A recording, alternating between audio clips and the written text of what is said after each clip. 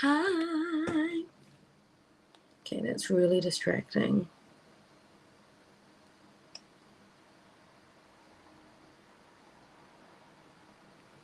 Hi.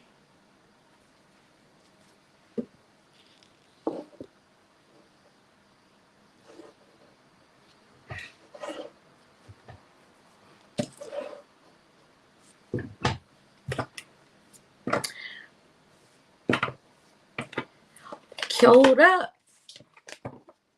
K.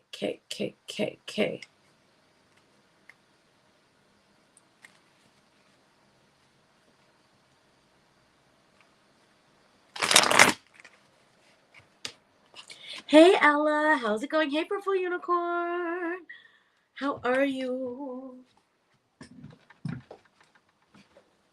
Okay. Oh, wait. I realized that my phone must be still connected to my earphones. Hi. Can everyone hear me? Hello. Hi, Charlene. How are you? Okay. We are doing collective readings by astrology sign, but I did want to say that we are gonna do unboxing. Okay, I'm gonna take this. This is so distracting away. We've got chocolate.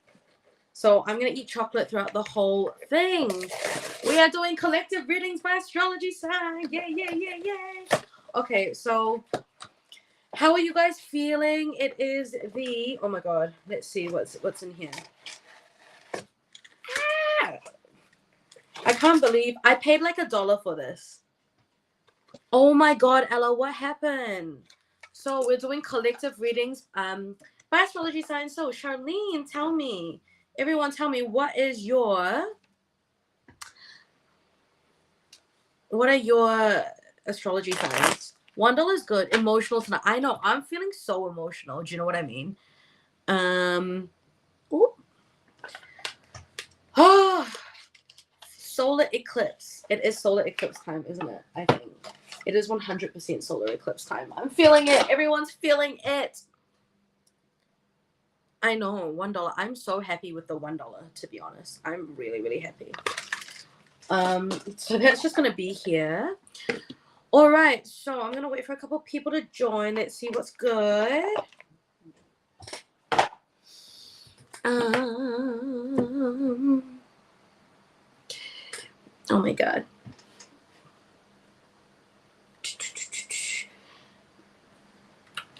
So we're going to, so it is the, yeah, so Ella, tell me literally way too much to even comprehend. Is it good much or bad much? Like, give me some sort of like, what are we talking? Like, how we feeling? Are we feeling like it is just like too much or like it is good amount of enough? Like, I need to know, girl. I need to know. Okay, so we're doing collective readings by astrology sign. So it is the full moon in. New moon. We are in new moon times, and new moon times. Oh wow! I found out an ex-friend had her baby. A mutual friend keeps updating me. Oh my God, I love that. You know what? I've gotten to a point where I've just told people to not like. I don't want to know. I don't want to know. You know what I mean? If you don't want to know, you should. Oh, so the card that I drew today. So it's a new moon solar eclipse, and the new moon solar eclipse is really, it's conjunct with Chiron, right? Oh my God! And then Purple Unicorn conjunct with your Gemini moon, which is about boundaries and friendships. I feel. Do you know, like information coming in hot and fast? So like having some boundaries around that.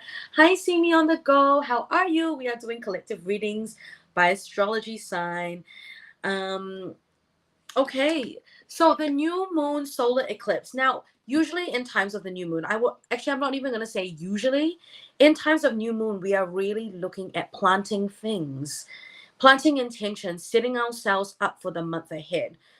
But we are in a solar eclipse time. Now, I know that it's really affecting the US more than it is actually affecting maybe New Zealand, but I really think that we're still feeling it because it's like the eclipse is happening across the United States, I think predominantly. But I think for us, very much so, we are still feeling these huge waves of energy. So if you guys have been feeling like really weird, emotional, I just feel like quite unsettled, you know? I mean, I felt so unsettled that I made myself go to the gym. Like I just felt like I wanted to go to the gym. Okay, I got this new I got this new red sports bra, so I think that probably helped. But if you have been feeling really unsettled and you've been feeling like the energy is very strong or your body, something's going on and you don't quite know what that is, then it 100% is the new moon solar eclipse energy. Now, this solar eclipse is also making a conjunct with the constellation or the star of Chiron, which is the wounded healer. So depending on where you are in your journey, whatever your star sign is, that's what we're going to find out today. There will be a wound that's coming up for each and every one of us that is going to be a bit triggered at the moment. And this astrology is really here. It's like looking at the wound will help you heal. So that whatever the trigger is, please lean into it, okay? My card today was like, don't run away. This is not the time to run away. Don't run away. Hi, David. Okay, here we go. Are we gonna... So before we get started, I'm gonna pull some cards today. Oh my God, it's so nice, right? I got this on special for like $1. Should I crack it? What should I do? I'm gonna squeeze it here for you. Love it. Love it. I love it. Is that the order? Yes. So we're gonna start with Aries. It's happening in the sign of Aries. Are there any Aries here? Because Aries, y'all are motherfucking impatient. So as a general, solar eclipse, not a time to feel petulant, not a time to feel like, not a time to be impatient. If you feel impatient, just hold it back. So I've gotten an energy-based reading, and ever since, literally, I've odd dreams and signs. And yes, that's the thing. By the way, if you're on Instagram, TikTok, or YouTube, please double tap that screen, share it with anyone you love. Oh my God, I love. Who was that person that just had the longest name? Okay, so this is the order. Oh, why can't I pin it? Okay, so it is a very heightened psychic time. You unfolded. David just said I had the same exact $1 egg, but you unfolded the foil. As you know, I did not. My siblings came over and asked for it, and I said no. Okay. So, thank you to David, because David really suggested that I have a schedule. So, I have beautiful purple unicorn, and I've got an online stopwatch, guys. In order for me to not completely go off track and keep on it, I'm going to have a timer. We're aiming for about 5 to 7 minutes per reading, but purple unicorn is going to help me keep on track. So please watch for your sun, moon, and rising. If you want to look up your birth chart, I would highly suggest Googling natal birth chart. But please drop in the chat what is your big three? What's your sun, moon, and rising? Oh my God, Ella, that's crazy. One of the dreams I had 2 nights ago was an unknown person bursting into my room telling me my neighbor died. That's so crazy. Did your neighbor die? And TikTok, if you could double tap that screen and get my likes up, I would love that. Share it with anyone you need. Okay, so let's go. We're going to start with Aries. So I've got the Cat Tarot deck. I've got the Rider-Waite. It's a borderless tarot, and I've got your favorite oracle card. So we're gonna do. I don't think that was chocolate.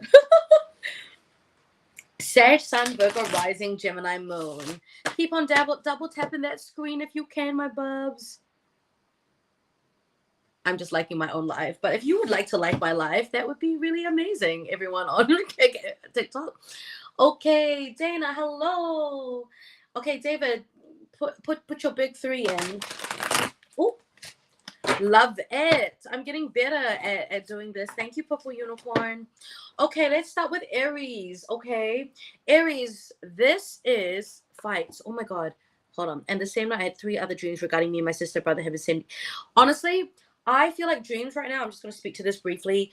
If you are dreaming crazily, you are really starting to pick up more. It could be premonitive, or it could be a premonition, or sometimes you're just plugging in to what is actually happening. So yes, pay attention to your dreams right now. I would say that's 100% the theme. Pay attention to your dreams. So this solar eclipse, we're looking at themes of what are your triggers, what is ready to be cleared. And also I want you to think about what was happening for you back in October 2023, because that was when the first eclipse, the series, we're in the second phase of the series of eclipses. We're in the corridor of eclipse. So we're in the middle a little bit. I think there are 3. Also, it's Mercury in retrograde. So, like communication is going backwards, technical difficulties. I can't believe Restream is working here. So I'm streaming to YouTube and Instagram at the same time on this app when it wasn't working yesterday for my thing with Jerry. Yes, what was happening for you in October 2023? Tell me. Can you guys remember? Because what is happening in your life now is somehow connected to that. Okay, it's 8:50. I say let's get cracking into it. Hi, YouTube. Hi, those who are on YouTube. Hello, Instagram. We are doing collective readings by astrology sign. Now, I have your TikTok account doesn't let me resubscribe. That's so weird. Okay, let me go look at it later. I've got 5 slots for individual readings after this. So if you like an individual reading, you have to go to ko-fi.com/GraceandTarot. It is a $20 reservation spot. Oh my God. Okay, so Purple Unicorn said, I reconnected with my ex and went into a spiral October 2023. Ella, what was happening for you? David, what was happening for you in 2023? Okay, so let's start with Aries. It was hard depression mode. Talking about God. Okay, so we're going to do about 10 minutes per sign. So we're going to start with Aries. So you know what? Do 5 to 10 minutes. So, you do the math. Aries, Taurus, Gemini, Cancer, Leo, Virgo, Libra, Scorpio, Sagittarius, Capricorn, Aquarius, and Pisces. You need to look up the order. I actually had something here. Okay, I'm going to put it back for you. Does it? But it just blocks. This is such a weird angle, I swear. Okay, here. Oh my God. Hi, TJ. Showing love for your YouTube. TJ, what's your sign? Welcome, TJ. Welcome to my live stream. TJ, tell me, do you know what your astrology sign is? And do you know your big 3? I always say listen to your sun, moon, and rising. Ella, you were moving out of your house. That's crazy. I love that. So in 2023, David says that he was lost in a big building in New York with lots of strangers. He was watching he's watching Sleep No More. Oh, we're gonna be here 1 hour. Yay, TJ, I love it. TJ, what's your zodiac? What's your astrology signs? Yep. And you know what's so funny? Because I can't see your emojis because of the app, but I see that it's face pink drinking tea. So is this the emoji? Face pink drinking tea. Is this it, TJ? I love that. Okay, so let's get started. Okay, I keep on saying let's get started.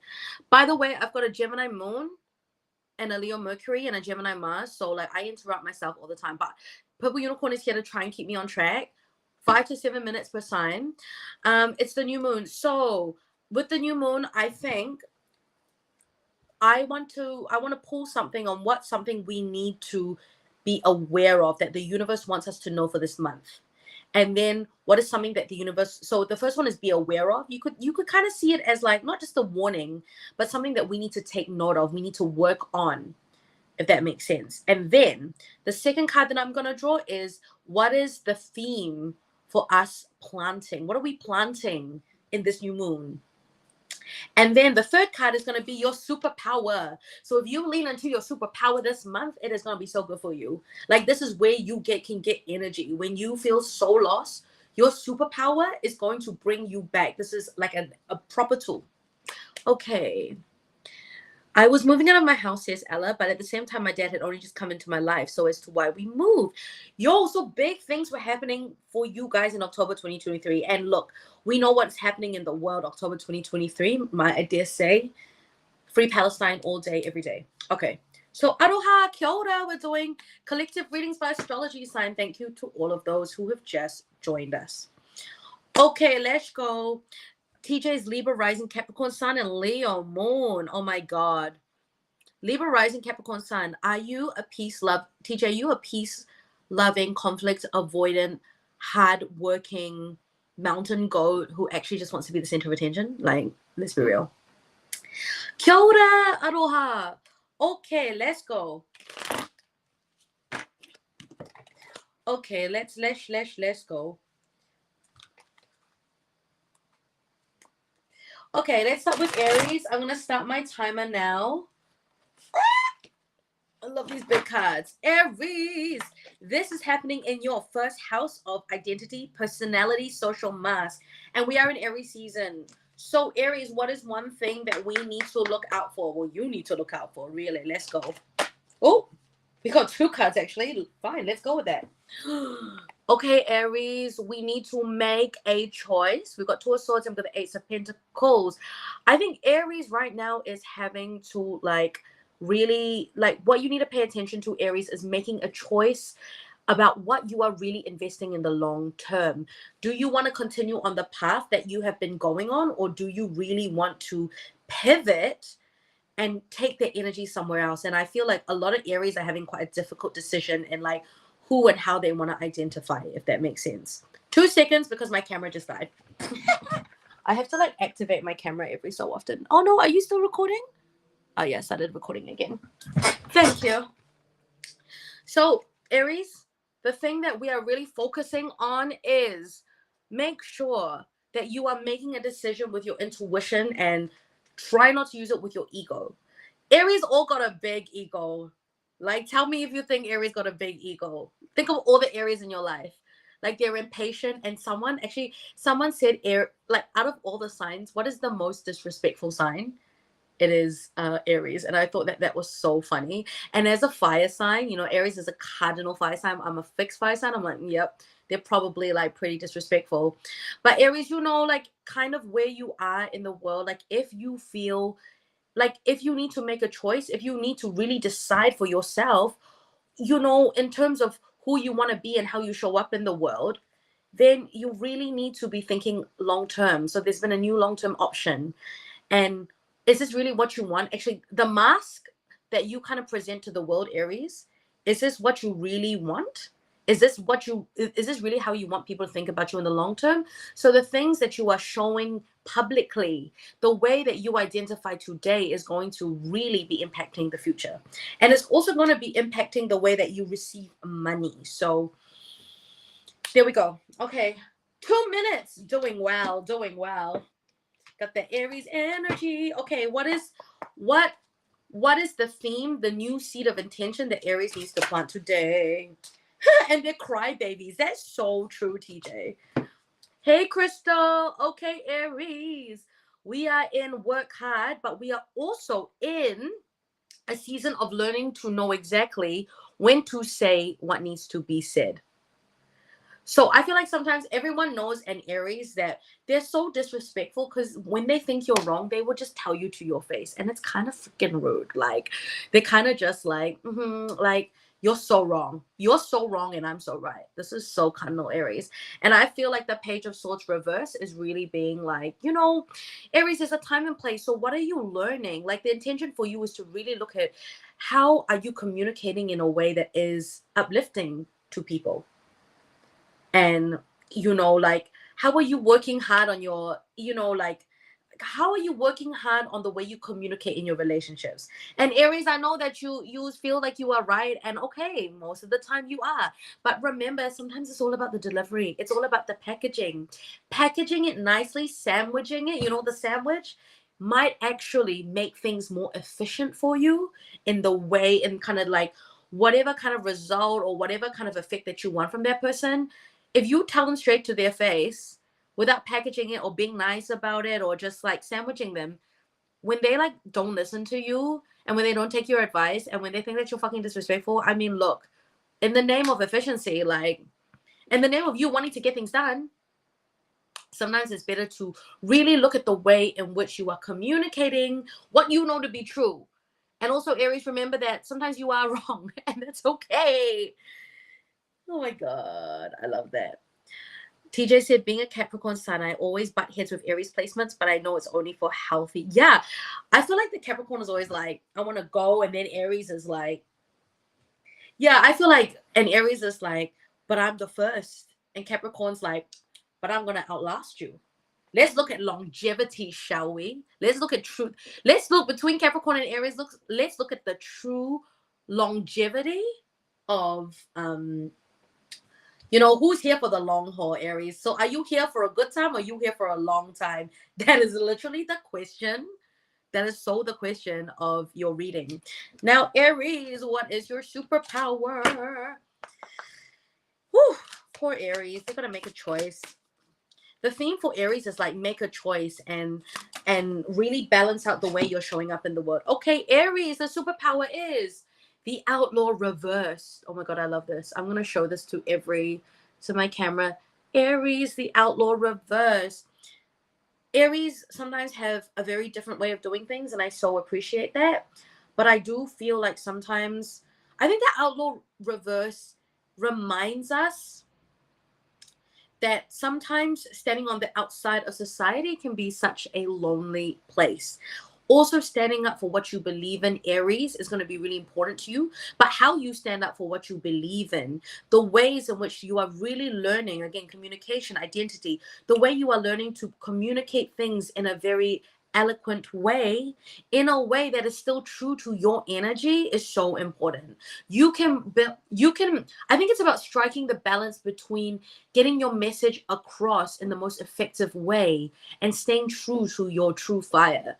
And Aries really does do that thing where they come in hot and fast, you know what I mean? Like, um, and sometimes and oftentimes we need to hear that fucking truth. But again, it's coming back to what are the ways in which we are doing things differently? What are the ways in which we are allowing ourselves to step outside of society? What are the ways in which that we are really allowing the outlaw in us to come back home? The outlaw is always running away from something, but what are we running to? Where are we finding the home within us, if that makes sense? So Aries, as much as y'all like to be the first, don't forget to come home to the truths and come home to like who you were born to be, and come home, come back to come home. Okay, that's your superpower. Find that home in yourself. If people can't give you the validation, Aries, or people can't give you the like whatever you need, come home to yourself. That's the most important thing. Yes, come through, Amanda. I love that deck. Thank you so much. This is the Threads of Fate Oracle deck. Okay, hello. Kia ora. Painting the town yellow. Hello. TJ, you still here? Crystal, hello, my love. Okay, those on TikTok, please continue liking. Thank you very much. Hello, everyone who has just joined. We are doing solar eclipse readings by astrology signs. So I would definitely be listening for your sun, your moon, and your rising sign. And if you don't know anything about that, tell me and I'll tell you. If not, I ain't gonna waste time talking about it. How is that for time, Purple Unicorn? 7 minutes. We're doing good. Okay, let's go into Taurus. Where's my Taurians? David, I know that you are a Taurus moon, right? So that your moods and emotions. Any other Taurus placements here? Purple Unicorn is so amazing. Oh my god, it's so amazing.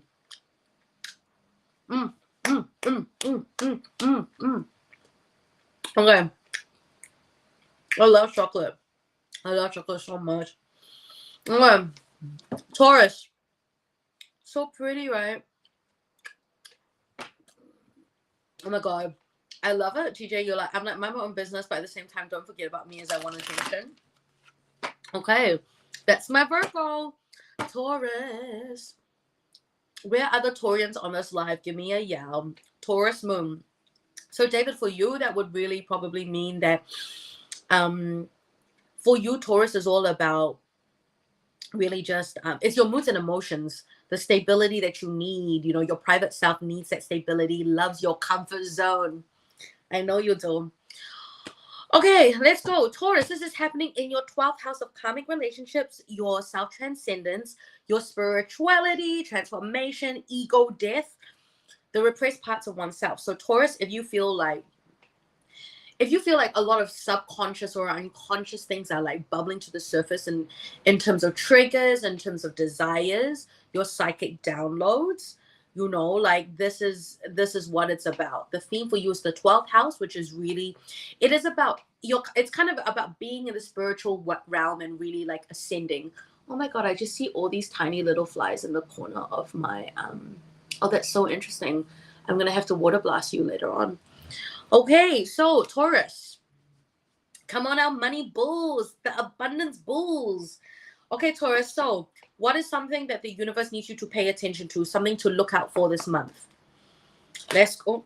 I'm gonna shuffle that properly. Oh, and I'm gonna start this timer. I love having a big timer on screen.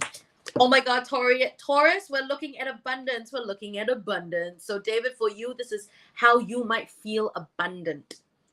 How do you feel abundant? How does your private self really feel about abundance? So, I love this. Our money bulls. We've got the Ten of Pentacles. So, I think really, like, especially in the 12th house, karmic relationships, self-transcendence, to get the Ten of Pentacles, which is really all about abundance and intergenerational wealth, intergenerational curses, intergenerational gifts. What are the things that we have inherited, Taurus? So right now, whatever's coming up for you in the solar eclipse, and especially this Aries season, I think, Taurus, you're really starting to clock the things that you have inherited that are starting to really impact your everyday life and also your identity. It's a spiritual thing. And I think for a lot of Taurians, they're looking up being like, whoa, like this relationship that I thought was just me making a choice, actually there is some sort of like karmic nature to it.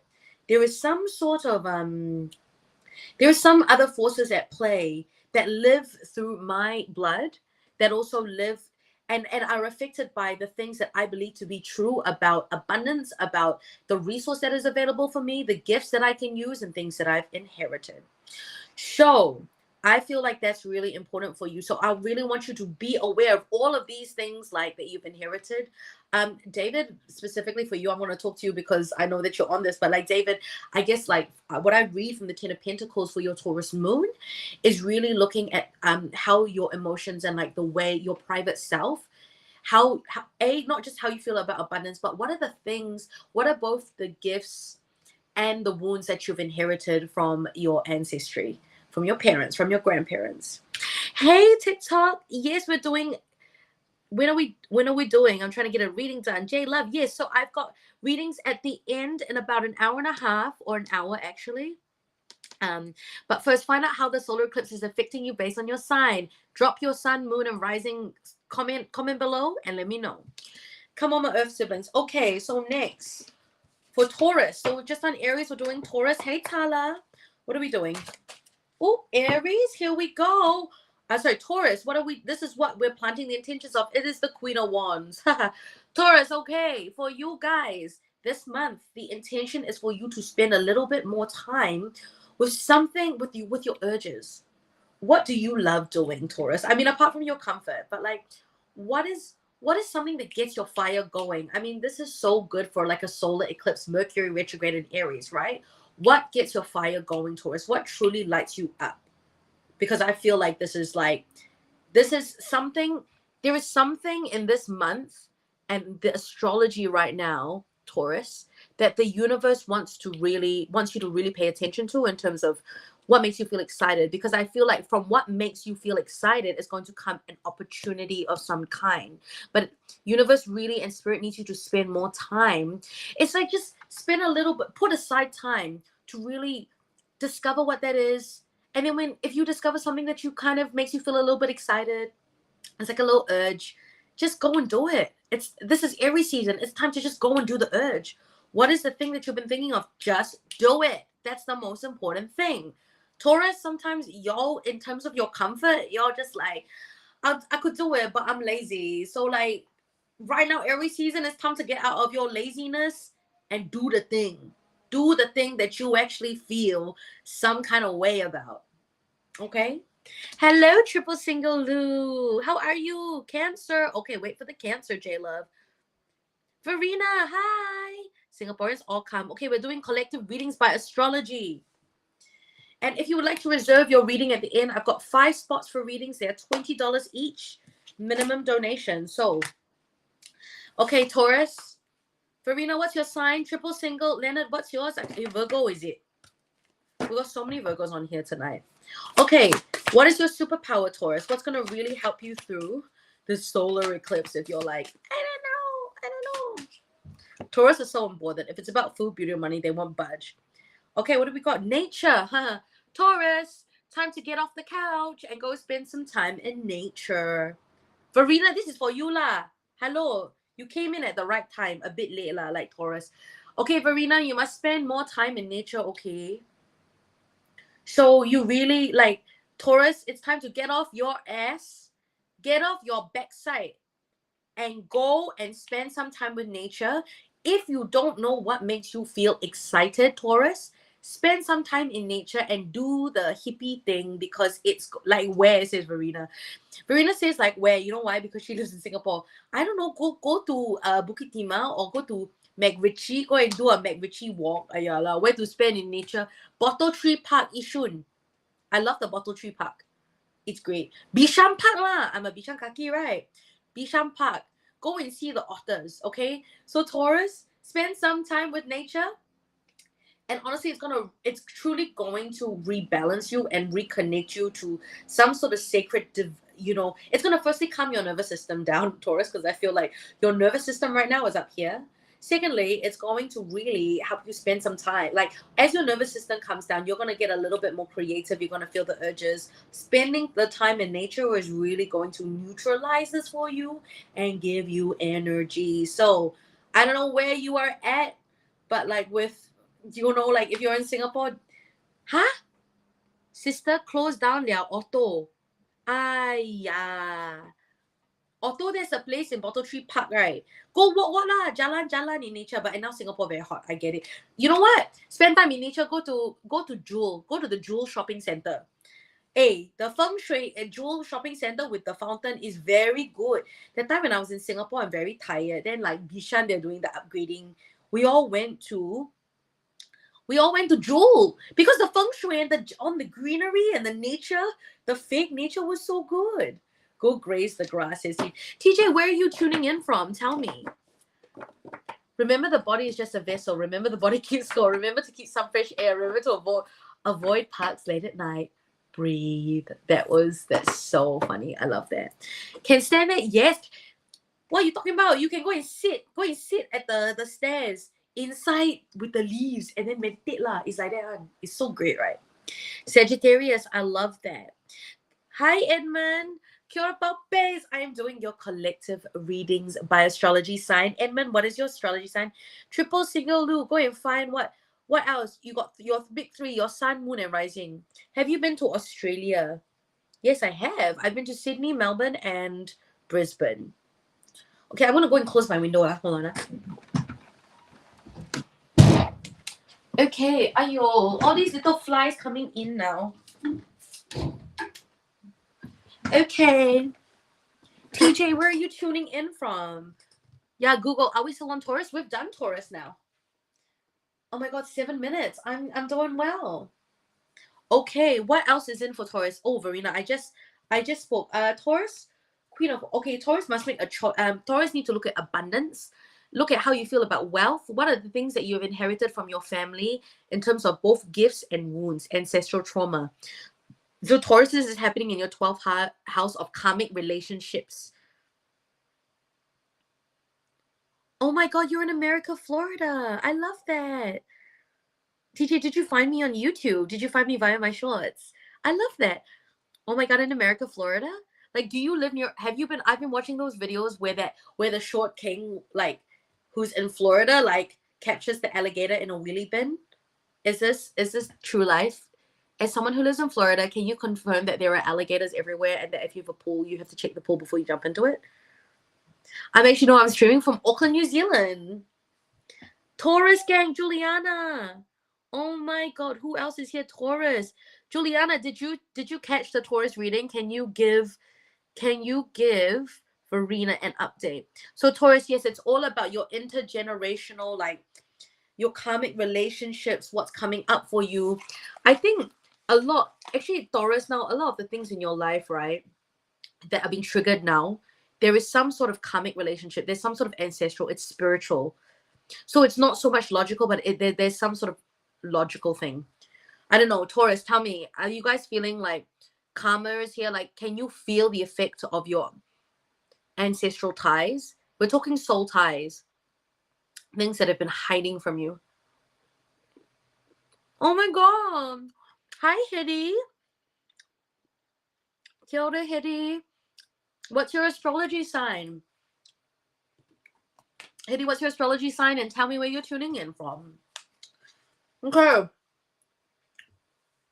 Very good. Okay. Who's next? Gemini. All the Geminis on here make some fucking noise. I'm a Gemini, Moon, and Mars. Oh my god.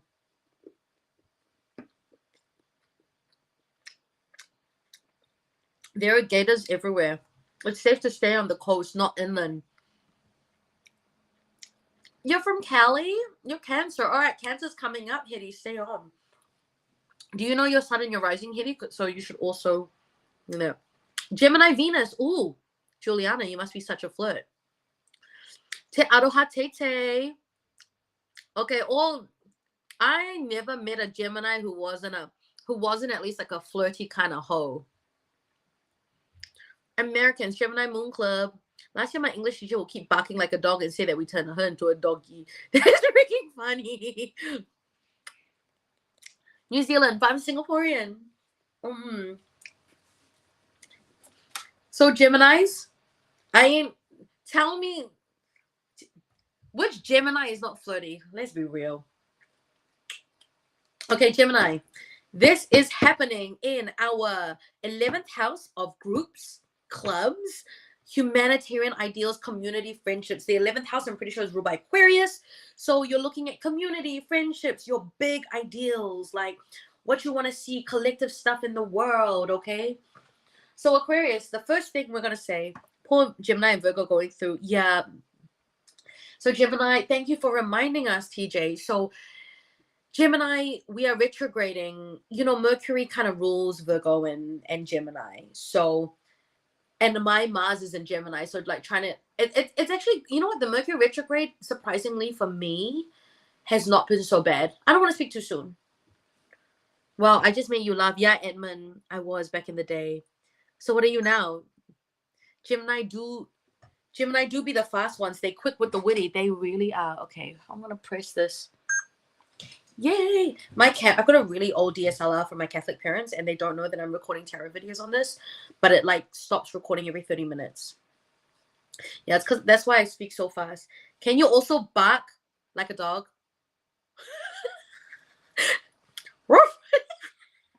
I don't know. I'm not gonna do it. You're the worst.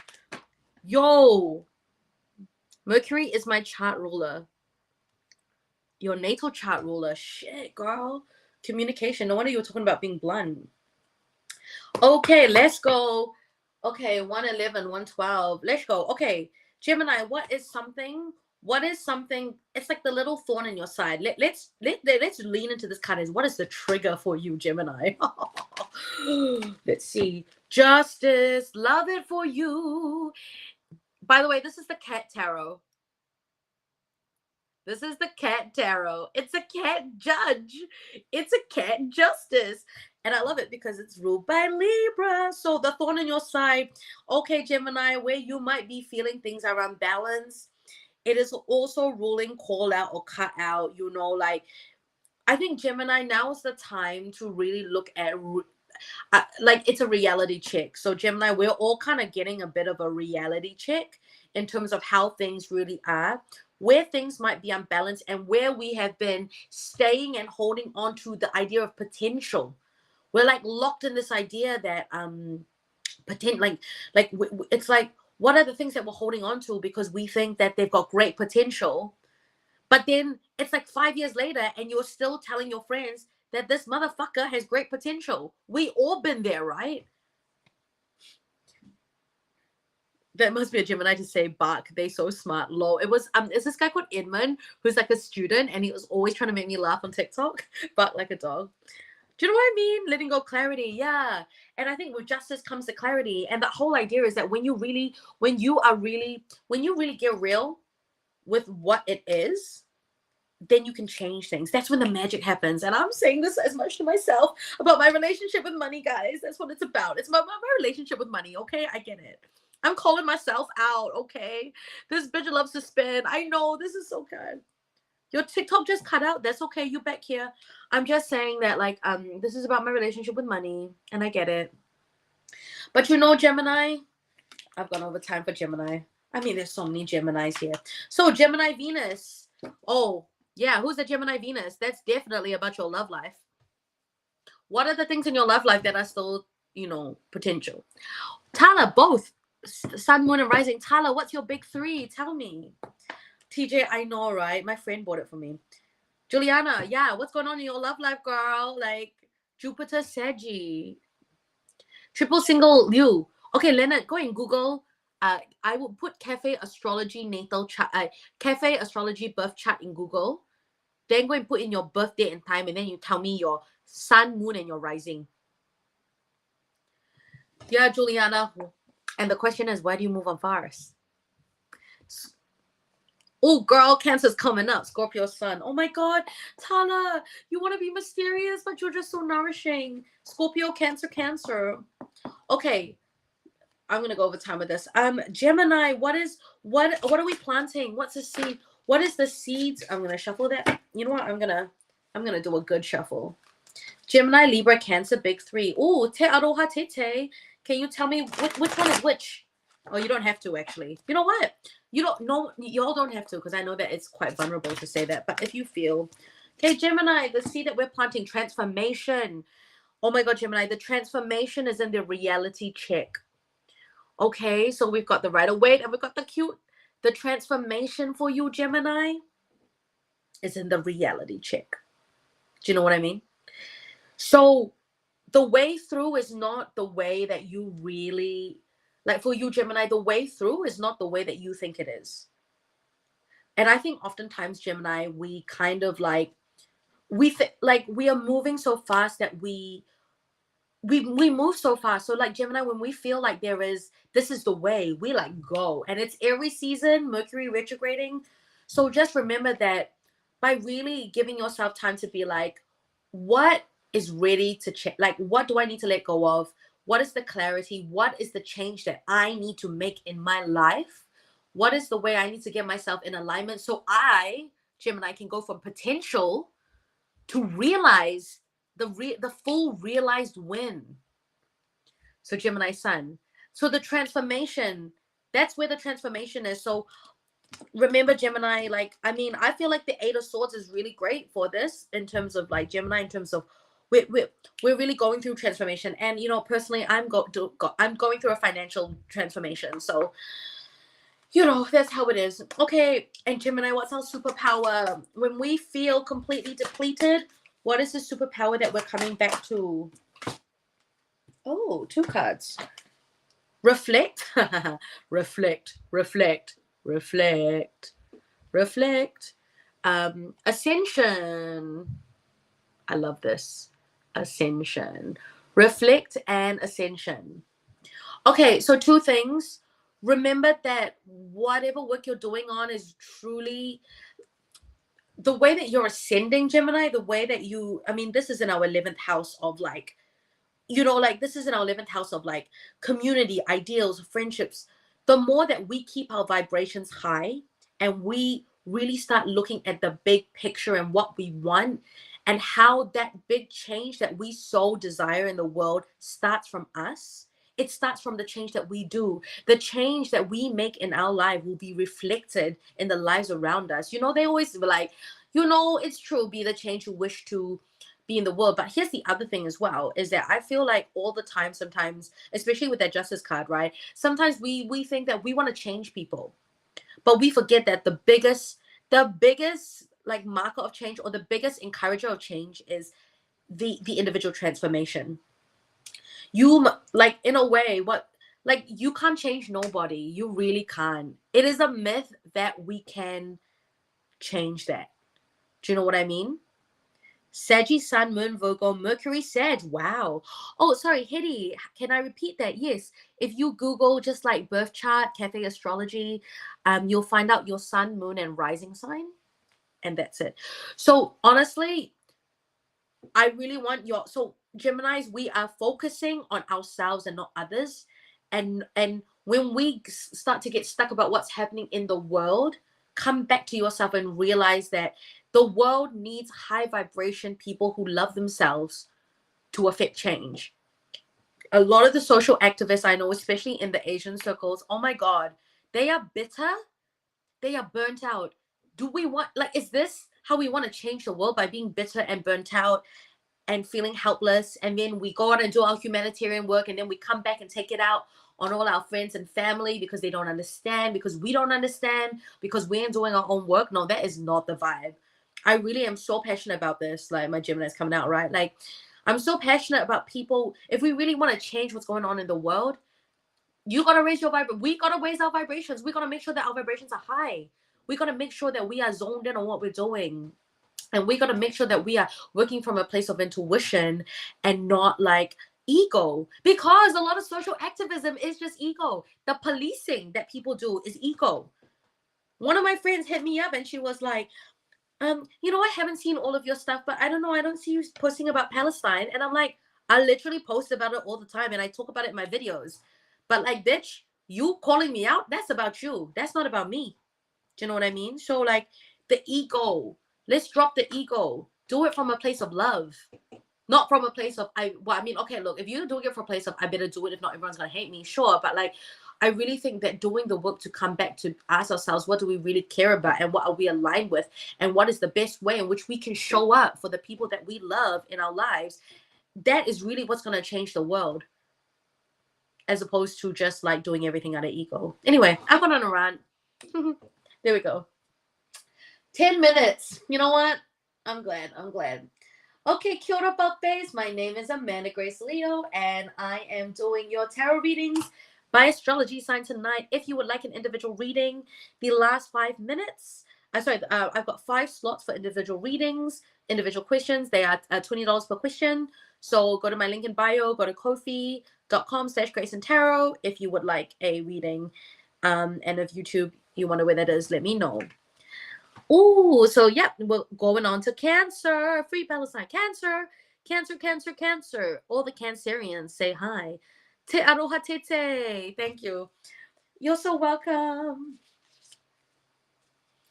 Remember, the body is just a vessel. Remember, the body keeps a score.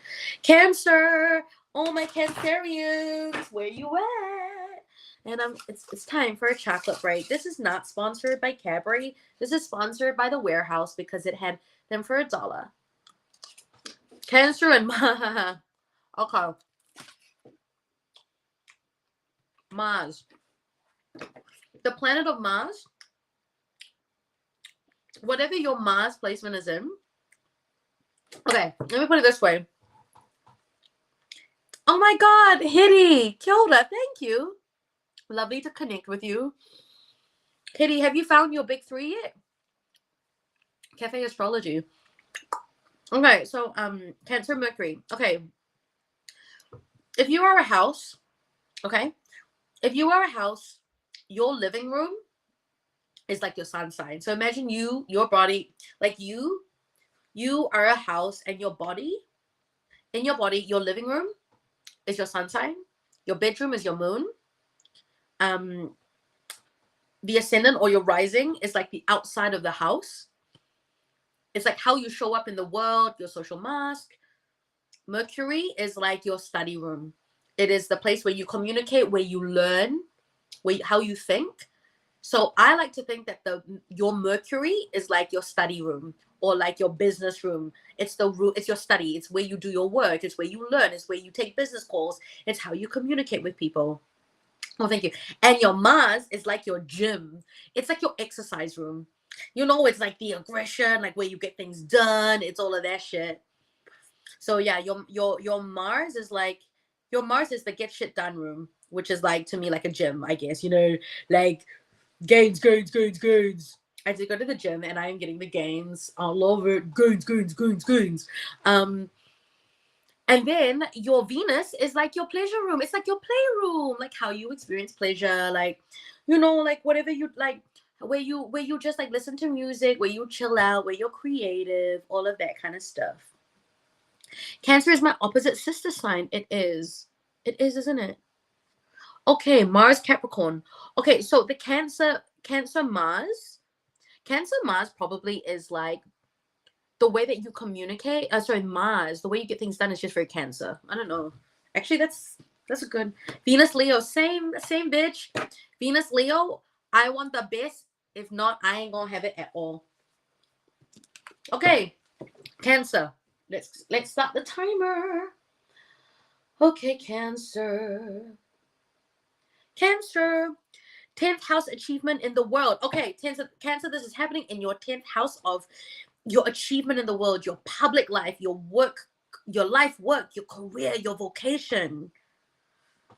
Oh my God, Leo rising. I love that, Hedy. What's your moon? Leo rising, girl. That's you and me, girl. Okay, so Cancers. Um, yeah, for it's all about your. It's like how you show up in the world, your like worldly achievements, but also just like your life work and your vocation. I like the term life work because so many times like we talk about jobs, but actually what is our work in this life? Like what is our life work? I like it's like life partner, life work. To me there's a connotation of a deeper meaning of what we really offer to the world, what we put out there that can be of use and help to someone in whatever way or possible. Do you know what I mean? So, Cancer, let's go. 10th house.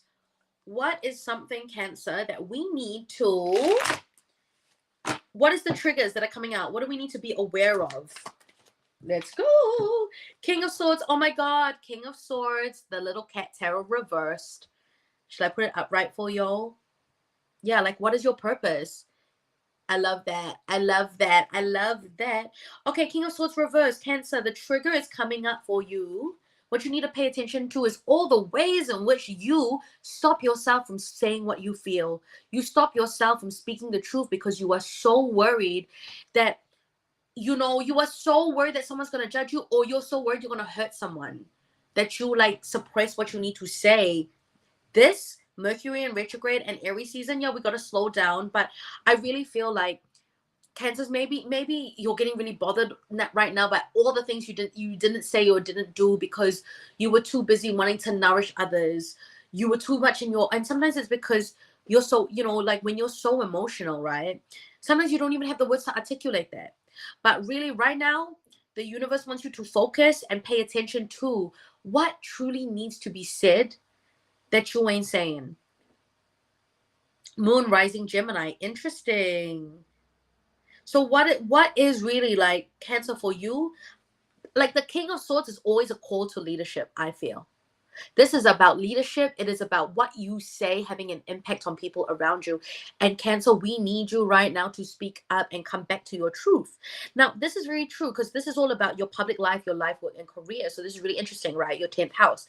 How are you really, how are you bringing your authentic self and expressing your authentic self in the workplace, in your career? How does your life work reflect who you are as a person and what you want to offer to the world? What are the ways in which the universe is calling you to step up, Cancer, and to really get in alignment, whether that's like in your like everyday 9 to 5 job, in your part-time job? What are the ways in which that can be alignment to your purpose?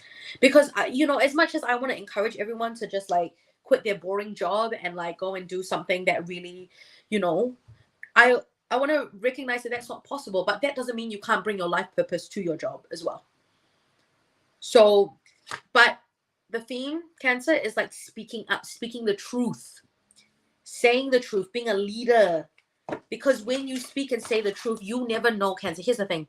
Sometimes when you speak the truth, Cancer, it gives room and space for someone else to speak up. So just say, it is like, just say you need to like, just say you've been suffering some bullying or someone's been violating your boundaries at work and you're so scared to speak up because you don't want to rock the boat. You never know who else is experiencing this, and you just speaking up is going to open the door that they can come forward. And then before you know it, that person gets fired.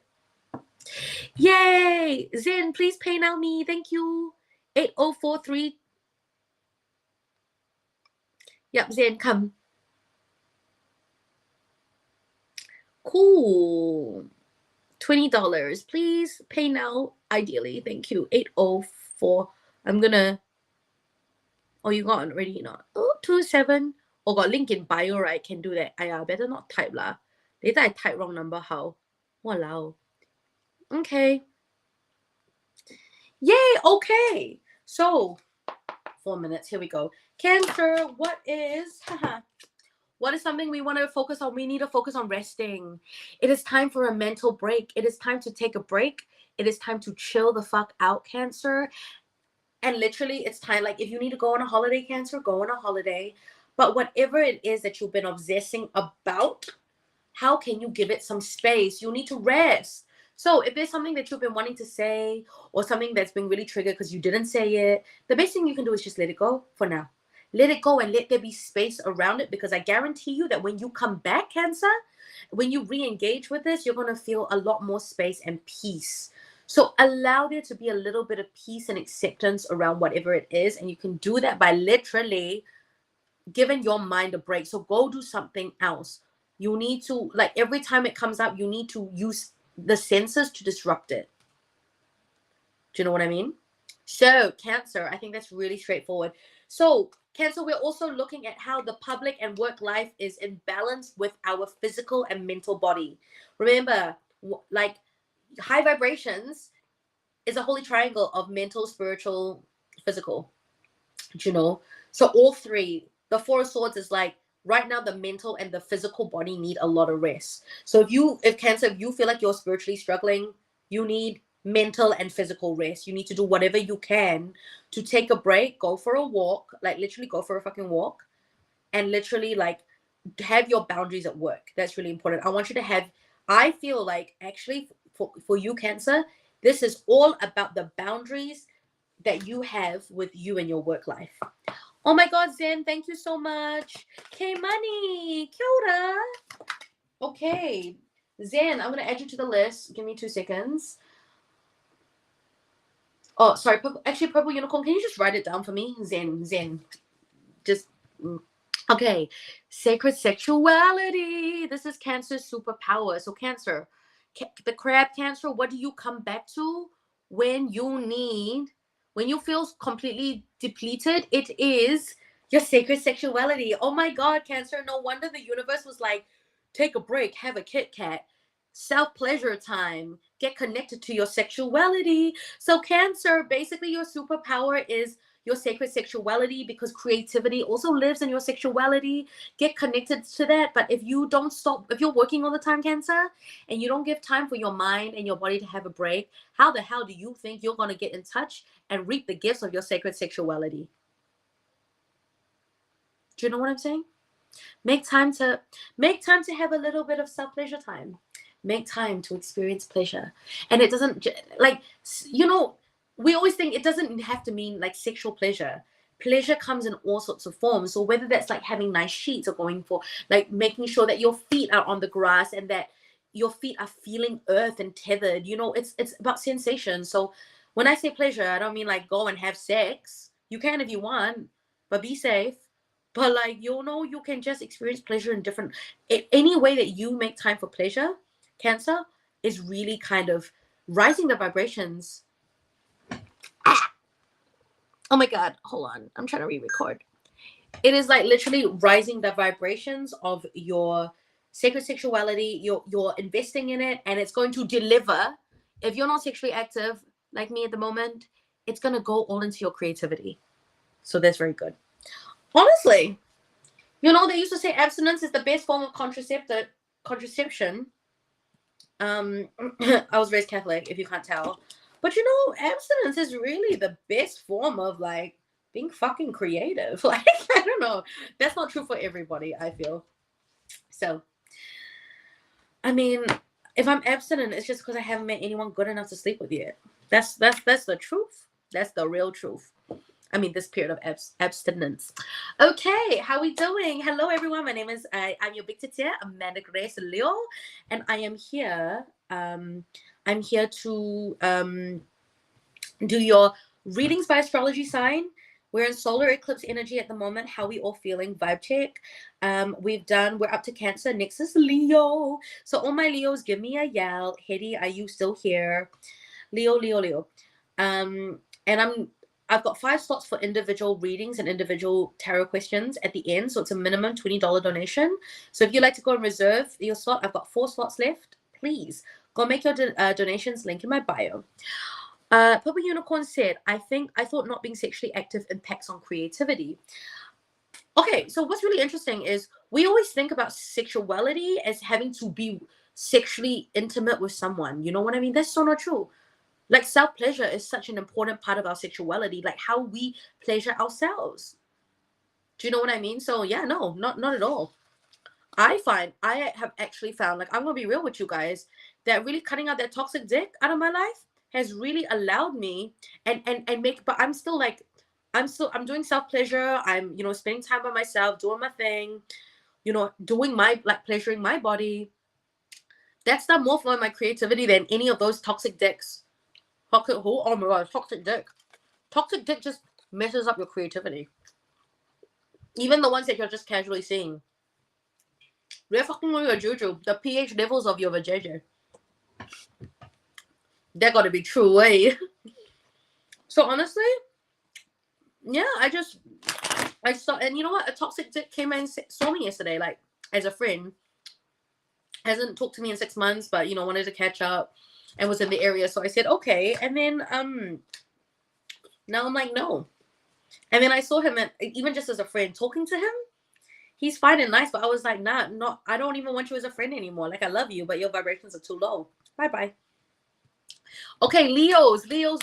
I am a Leo. My last name is Leo, actually. I'm a Leo sun, rising, Venus, Mercury. All the Leos on here, make some noise. Hitty. Oh, TJ said, not a Cancer, but I find pleasure in fresh new sheets out of the washer dryer. There is no better feeling. Amen. Okay, I'm sorry. Like, everyone on here needs to be leaning into their pleasure. You don't need to be a Cancer right now to enjoy the smell of fresh linen and the feel of your clean feet on fresh linen. Oh my god, guys, I love it. My sheets I got white sheets from, like, Lewis Cotton. What, Lewis? Who the fuck is Lewis Cotton? Lewis Cotton. Oh, your Vedic rising sun is Leo. I love that. Okay. Girl, I will. You don't need to encourage me. Okay, Hitty, your rising. For those who are here, check your sun, moon, rising. Your rising is how you show up in the world. It's also, like, kind of like your social self and people's first impression when they meet you. So actually, Hitty, this pertains to your social self. Yeah, you'd be a Cancer rising. Who, me? Or Crystal? Okay, so yeah, would be. Oh, actually, that makes sense. Okay, Leo, this is happening in our 9th house of our search for meaning, our higher learning, travel, religion, philosophy. Any Leos here traveling at the moment? Because I hear it's a really hard time. I mean, Mercury's in retrograde. We're in eclipse season. My healer is like, you're not allowed to go anywhere. You have to have she's like, you got to keep your butt firmly on your chair. I want to be in Singapore right now. I want to be in Singapore. I want to be connecting with I love Singapore. And my parents were, like, in Europe. Okay, so we've got Leos. So, but really, this is about higher learning. It's about what we really, truly are. Yale, hello. Is your healer in New Zealand? Yeah, she's on Zoom. Hey, Yale, what's your greetings? What's your astrology sign? What's your big 3? Drop them below. We're doing readings by astrology sign. Okay, Leo. So, higher learning. If you guys are, how are you learning more? How are you really, like, for me, I'm learning a lot more about astrology right now. It's crazy. It's great. I've really started looking into really I'm really starting to learn more about the details of astrology, which has been really great for me. So, Leo, this is happening in our 9th house of spirituality, search for meaning, travel, philosophy, religion. Oh my god, you're a Scorpio? Stay tuned, Yale. I'm gonna do Scorpio. We're only on Leo, so we'll be in Scorpio in about 20 minutes. Okay, Leo, so I'm gonna start the timer now. Leo, what is something that we need to, what is the trigger that is coming up for us? Leo moon. Oh my god, I love that. So did you actually just travel to, like, did you TJ, did you travel specifically to watch the eclipse, or you're in Texas, like Austin, or like Arizona? Leo, this is the thing that we need to look at. The Hermit. What is our triggers that we need to look at? Okay, I get it. It's like Leo, so the thing that we need to pay attention to is what are the ways in which we're staying in the present. I think things, right? Like, I don't know, I won't speak for myself, but as a Leo right now, I am getting motherfucking triggered. Like, I guess my triggers are coming up about what's going to happen like 4 or 5 months down, or what if it's always like this, or what if 4 or 5 months down nothing happens, or nothing comes of all the effort that I'm doing right now. And the hermit is really the little cat hermit. Oh my God, it's a kitty. Is reminding us that we don't need to know how it is gonna happen. Yes, I'm a Leo Sun and Rising.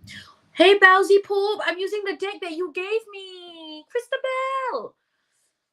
Like, we don't need to know how it's gonna happen. We just need to have faith. The hermit needs to trust the inner compass. The inner compass is not going to lead us astray. So, Leo, the most important thing is for you to stay in the present. You focus on A and B. Don't worry about how you're going to go to C, D, E, F, G. This is what the hermit's about. It's about complete trust and staying in the present and literally paying attention to what you are doing now and what is the next thing that you got to do. It's so cute.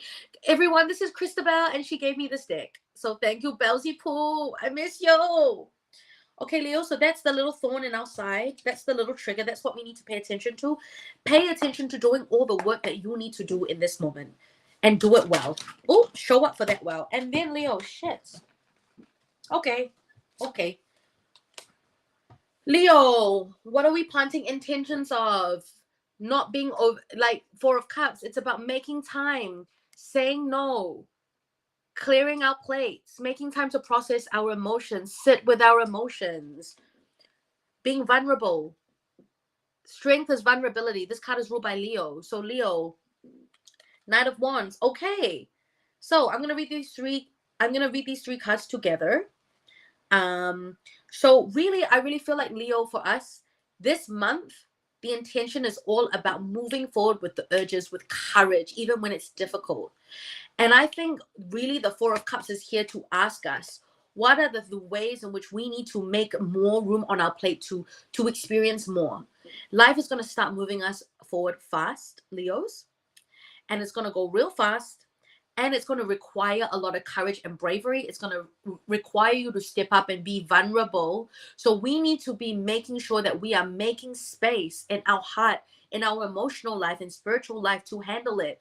We need to be making sure that like our nervous system can cope. We need to be, so it's about doing the things and getting the routines in that are really going to support us moving forward with the best speed, with the speed that the universe wants us. Because right now we are staying in the present, but then when the universe pushes us to go, we're going to have to go. You know what I'm saying? So Leos, if you're on here, like anyone who got Leo rising, this is how you're like, you know, and TJ, you know, yeah. And I like, yeah, you got Leo placement, right? Also, this doesn't have to be for your sign for you to claim it. But like right now, it might be slow, but let me tell you, things are going to pick up. And at that point, the universe is going to be like, what is the space that you have made? What is the capacity you have for me to bring you to the next level? So the work we're doing now, the studying, the calming of the nervous system, saying no to things that don't align with us, and focusing on what does align with us, and focusing on doing the work that we need to do and do well, that is going to create the space for the bigger, the better, the bolder, what universe has called us to. Love that for us, Leos. And then when we feel completely depleted, Leos, what is our, oh my God, yes, the revolutionary. Oh my God, Leo, we got this quite recently. The revolutionary. I love it. The revolutionary. Okay, so Nicola, how are you? The revolutionary is all, remember that sometimes we just got to be brave, and we got to stand outside of the crowd, and we got to lead, even if there's no one behind us. If we truly believe that this is where we need to go, we need to do it. What are the ways also, Leos? How are we revolutionizing the way we feel about ourselves? Because it starts from inside. Sometimes we want the change to happen outside, but again, same call as Gemini. Oh my God, Leo, you know, Leo Sun, Gemini Moon. The call starts from inside. The way you need to see yourself, Leo, we need to love ourselves, not just from a place of ego, because Leos do that, but a place of real like love and worth. And Leo, we can tap into this. The ways in which you have the courage to love yourself so radically when everything in the world is telling you to hate your body, to be like, no, I'm not going to hate my body. I'm going to love my body. That is the revolution. When everything in this world is telling you that you need to lose weight, and you go, no, I'm not going to lose weight. I'm going to resist that. I'm going to choose to love my tummy. And I'm going to choose to see myself as the most beautiful woman. And I'm going to do that work and commit to that work of loving myself and not conforming. That's what it's about, actually.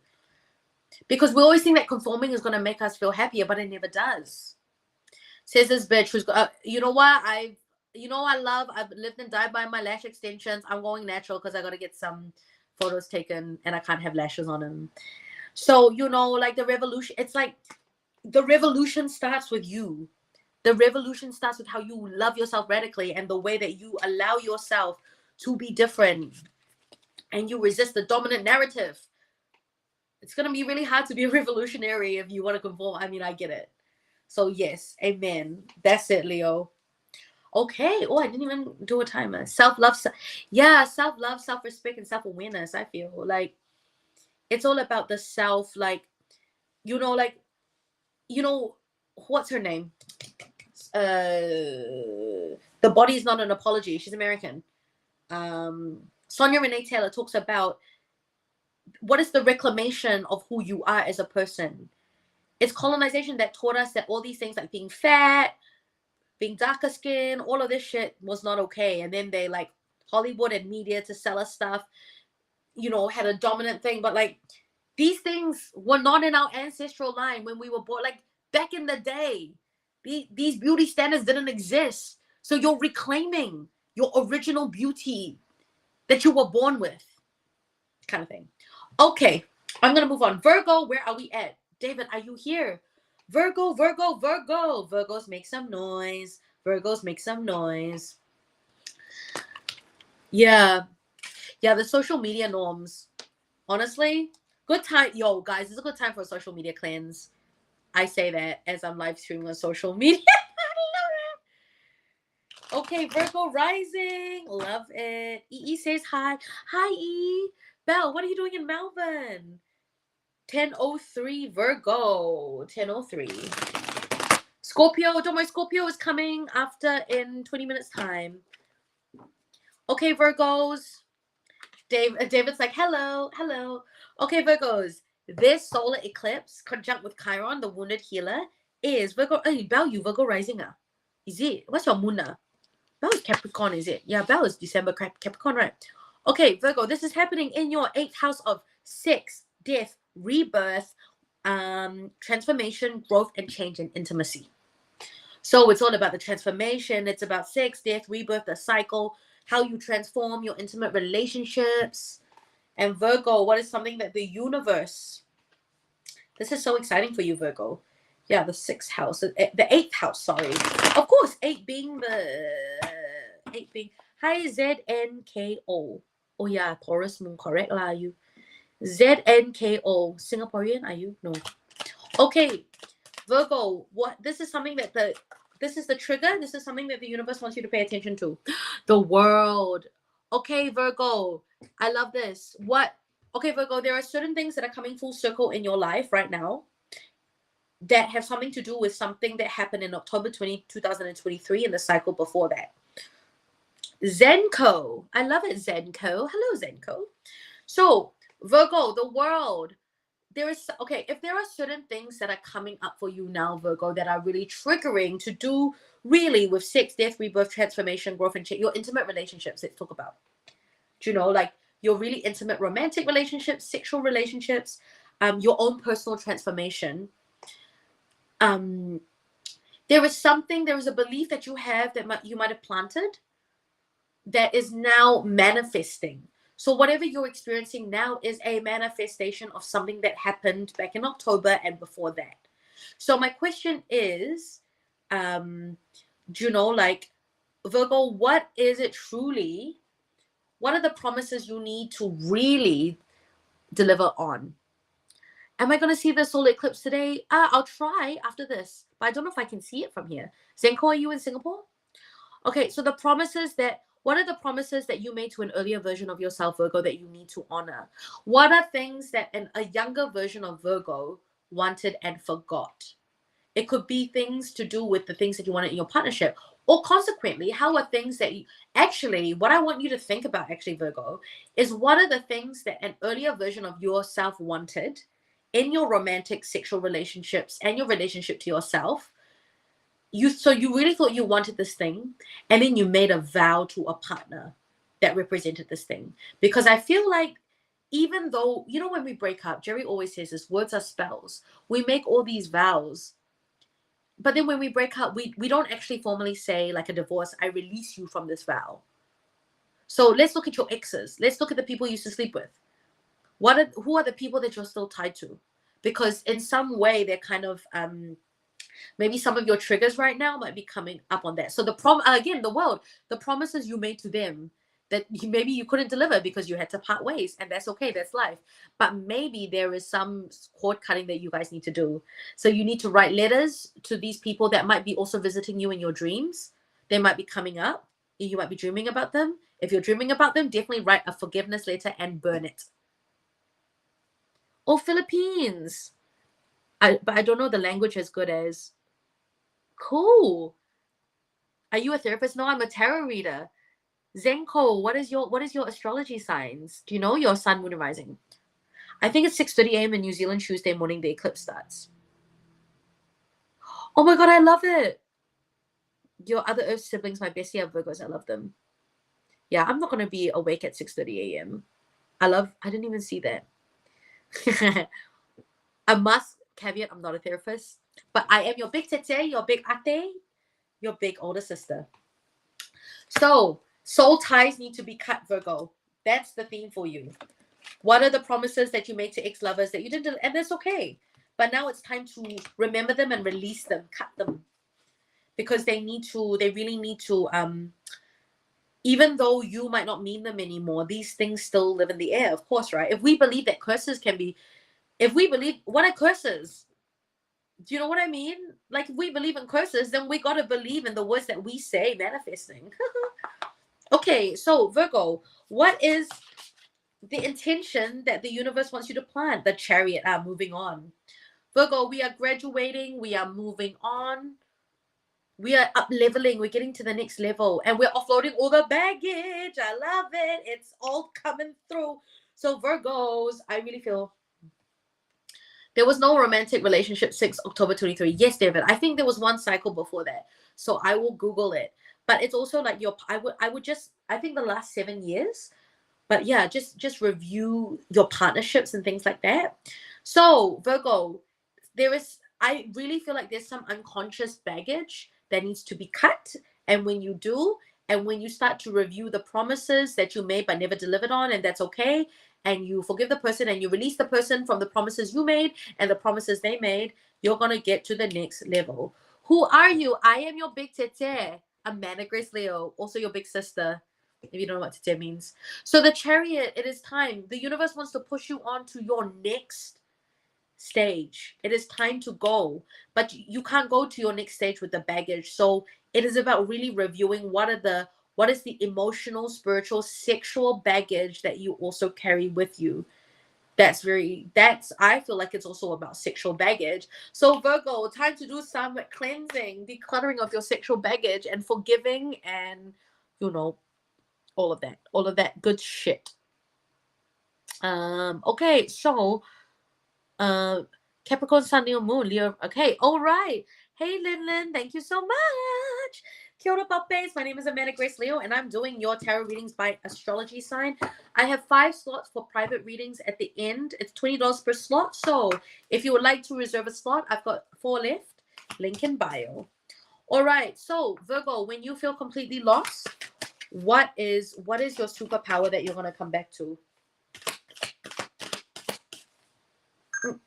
Oh, sitting at 7 minutes. Thank you. Oh, I need to press record again.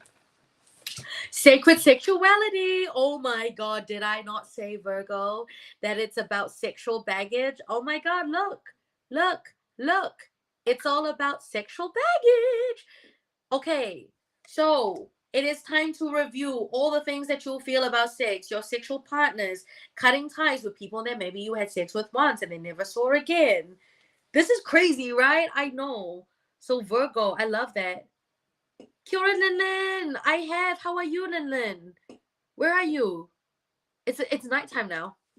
Okay, Virgo, all about your sacred sexuality. How is it impacting you?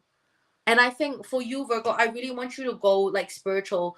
I really feel like the work for you, Virgo, in terms of reclaiming your sacred sexuality is like it's taking some time to really to sit with to just sit in your body and ask your body to show you. And I know that can be really confronting for a lot of people, but if you just sit in quietness with spirit and your body will tell you. Actually, it will start to give you little hints about where the wounds are and what are the things that need to be cleared.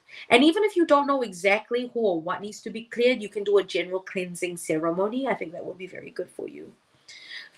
So Virgo, it's time to really review your the sexual baggage. And also, sometimes, when we've been intimate with different people, I'm like that as well. We carry their energy with us if we don't cleanse it. If we don't either see someone to cleanse it or conduct or do the cutting ceremonies. If you don't know who specifically to cut, then I would just write a general letter to all the people you've been intimate with, say thank you, sorry, and I release you, and burn it. Because you never know how some of these bonds and these ties that were made when we performed a very intimate act, we might feel like our mind might have said they're not in our lives anymore and that we need to like move on, but our body remembers. And also there's a spiritual tie and we just don't know, like it's really hard to know like who we're still spiritually tied to in that sense. So I really think it's quite important, Virgo, that we kind of do this cutting work. It's really important because I really feel like I will burn some sage. It's all linked. Yeah, okay. I love this. Burn sage, but guys, I must say that burning sage is not enough. Burn the sage. You should burn the sage. But I think also what's really important is like doing some sort of I think David, like I think burn it. Yeah, burn sage, burn a letter, do something really symbolic that's a little bit differently out of your norm that's going to release you. Yes, I think that's so good. Yeah, no, we're not going to go backwards. I'll sage my area. I love it. Is that like a yoni steam? I ignored it. Yes, that is what I mean. 100%. I ignored it because I don't feel tied to him, lol. But also the people that we still feel tied to and that still, you know what? Like for me, I mean, I don't have my Virgo's in Jupiter. Jupiter's a planet of expansion, right? But like I think that's important. Yeah, burn some sage, do some cleansing and cord cutting. It's time to cut some cords, babes. The Leo in me is like burn everything down, the person included. You know what, TJ? I'm the same. You know when someone like real like hurts me, I'm just like, that's it. Dead to me. And I'm gonna destroy your life by not being a part of it. Yeah, steam your yoni, please. That's so funny. Okay. Virgo, it's about reclaiming your sacred sexuality just for you and whoever you might want to share it with. And so I feel like this is because for you, Virgos, if you aren't partnered up, there is someone that wants to like come in and it wants to be a new chapter of sexual union. So it's time to like clean out all the sexual juju so you can like really start afresh with this next person. Love that for you, David. Love that for you, David. Hello, Daniel. Oh, Virgo, I just finished Virgo. Daniel, you Virgo, right? I just finished Virgo. Hey, very nice, Daniel. The Virgo, right, is about cutting the sexual ties. This one must go and cut the tie to anyone's ever been intimate with. Very nice. Love this. On point. Must make room for the next person, but this one must cut the tie. Like your energy. Thank you, Yale. Okay, very good. Are we tracking? I will start black magic maybe. No, David, do not start black magic. We only do white magic. But yeah, it's the spiritual cleanse. It is the sexual cleanse, making room for looking at intimacy and transforming yourself in a new way. TJ, girl, I can relate. Oh my God, yeah. Literally, Leo risings, it's like, I'm going to remove myself from your social life and from your real life. And that's like my biggest punishment to you. And I love that for us. Okay, what's your moon then? I feel like I should know this because I did your reading. Libra. Where are my Libra? And then we're going to do Scorpio after Libra. Libras, TJ, it's for you. Libra, Libra, Libra, Libra. Libras, this is happening in your 7th house of partnerships, one-to-one relationships, alliances, or conflicts, or legal matters. So, this is the house of partnerships for Libra. Night, night. I love you, David. I'll see you on Thursday. We're going to go for dinner and then go for barbs, okay? Can we do that, please? I love you, Leota. Libra rising. That's why, TJ. Oh, I love it for you, TJ. Freeds, love you. Okay, Libra. What is the thorn in your side? So, TJ, for the rising, that will be how you show up in the world. 7 of Cups in the Cat Tarot deck. 7 of Cups. It's these little kitties. This little kitten choosing from crazy lots of things. Thank you, thank you, thank you. So, Libra, this is happening in your... It's happening in your 7th house, and you got the 7 of Cups. Love this for you, okay? Okay, so we are looking at the ways in which we have settled in our relationships, in our friendships, in our sexual partners, in our romantic whatever. So Libras, what are the ways in which you have settled because you believe that you had no options? You believe that you were so unlovable. So the first person that came on, you were like, well, I better take that person because who else is going to love me? Okay, Libra, must I say, this is the thorn in your side. And maybe you settled, and that's okay. But now it's time to get unsettled, okay? We ain't settling anymore. If the relationship is not working for you, it's not going to get better. And I think you know that. Oh, Nicola down south, thank you. I'm not very clued up on astrology. What does it mean when you talk about sign is rising? Purple Unicorn is a really great definition of rising being how you show up in the world. But I like to say, if you were a house, your rising is like the outside of your house. Do you know what I mean? So it's like, yeah, and Purple Unicorn, why don't you like Libra men? I don't know very many Libra men, I feel. But okay, so Libra, we ain't settling, okay? So the universe just wants you to pay attention at, like, of course, your big tete is going to be like, break up with that motherfucker tomorrow. But realistically speaking, the universe, spirit, I'm going to differentiate what big tete man is saying and what she's channeling. Spirit wants you to look at all the ways in which you feel like you've settled in your life and ask yourself, why have I settled? What is something I believe about myself that is causing me to settle? Because if you can identify who made you feel that way or what made you feel that way, you know, then you're getting to the root of the problem. Yeah. Aroha, your Virgo. Did you hear Virgo? I've recently done a cleanse of my friend circle. Went from 10. Oh, that's so good, TJ. Honestly, the inner circle cleanse is so important. And I feel like the more that you inner circle cleanse, the more time you have for yourself, and then your vibrations rise and then you attract better people on high vibrations. So yeah, this is so thematic for you. One-to-one relationships, partnerships, alliances. Hi, Manifesting Joy. How are you?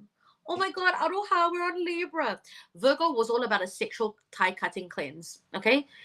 Cut sexual ties with past sexual partners. Yes, I'm recording this live.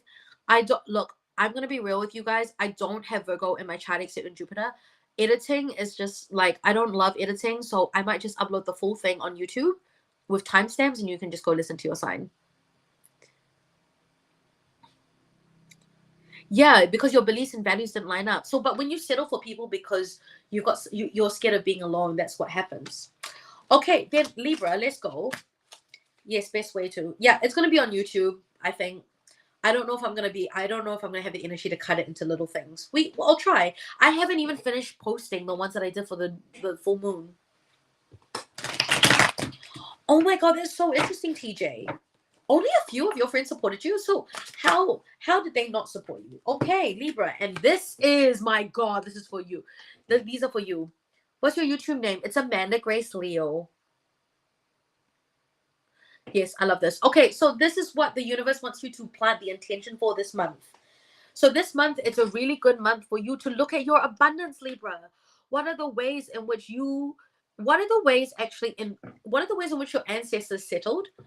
Your bloodline. So that's your, like, you know, like all of our ancestors have gone through huge economic crises, right?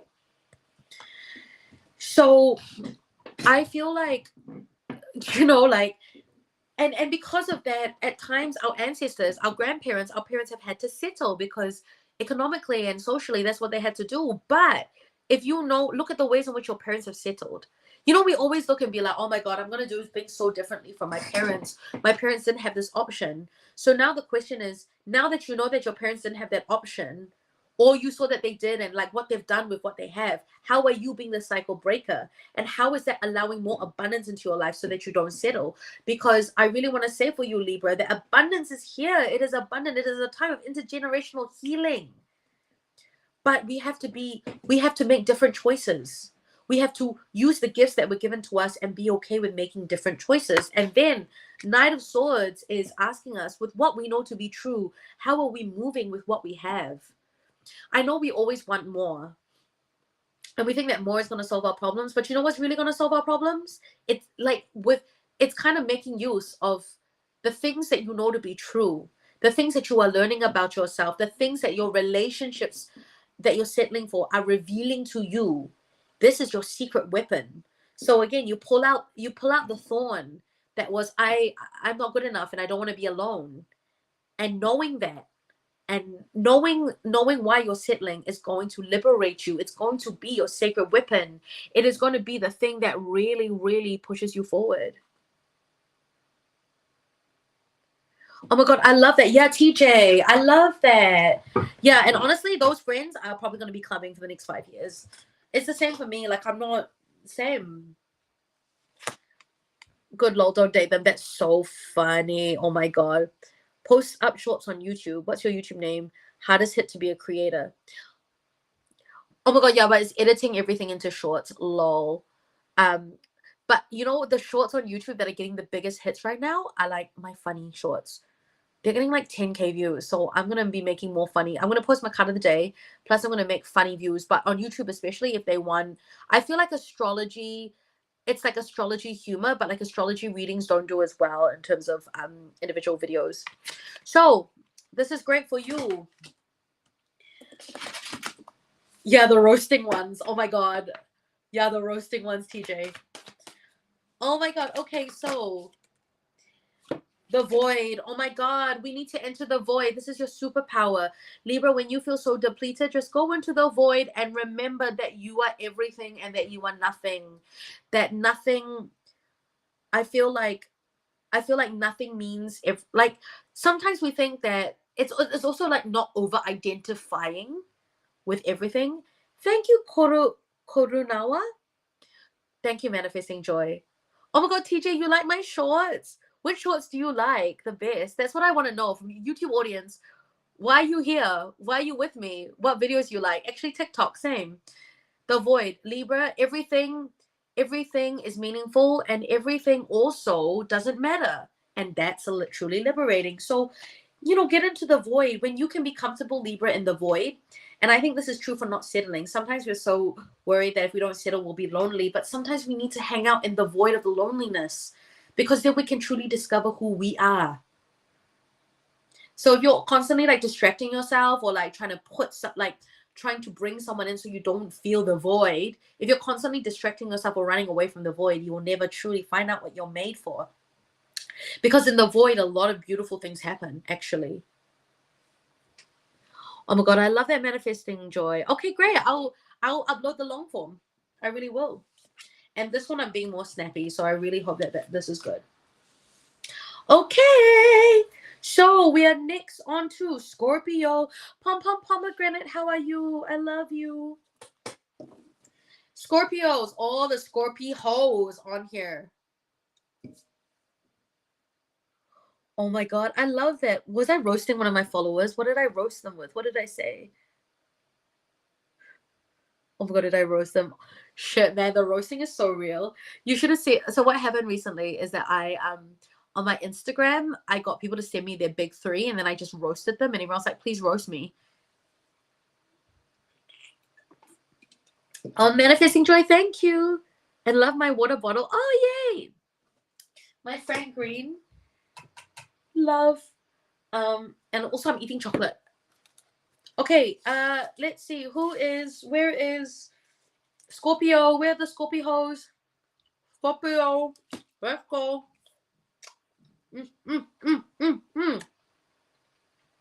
Scorpio, this is happening in your sixth house. And here we go. I know, right? It's a Leo and Mercury. Everyone's like, roast me, please. And I'm like, I will. I love roasting people.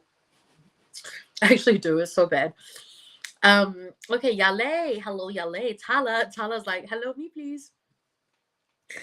Oh my god.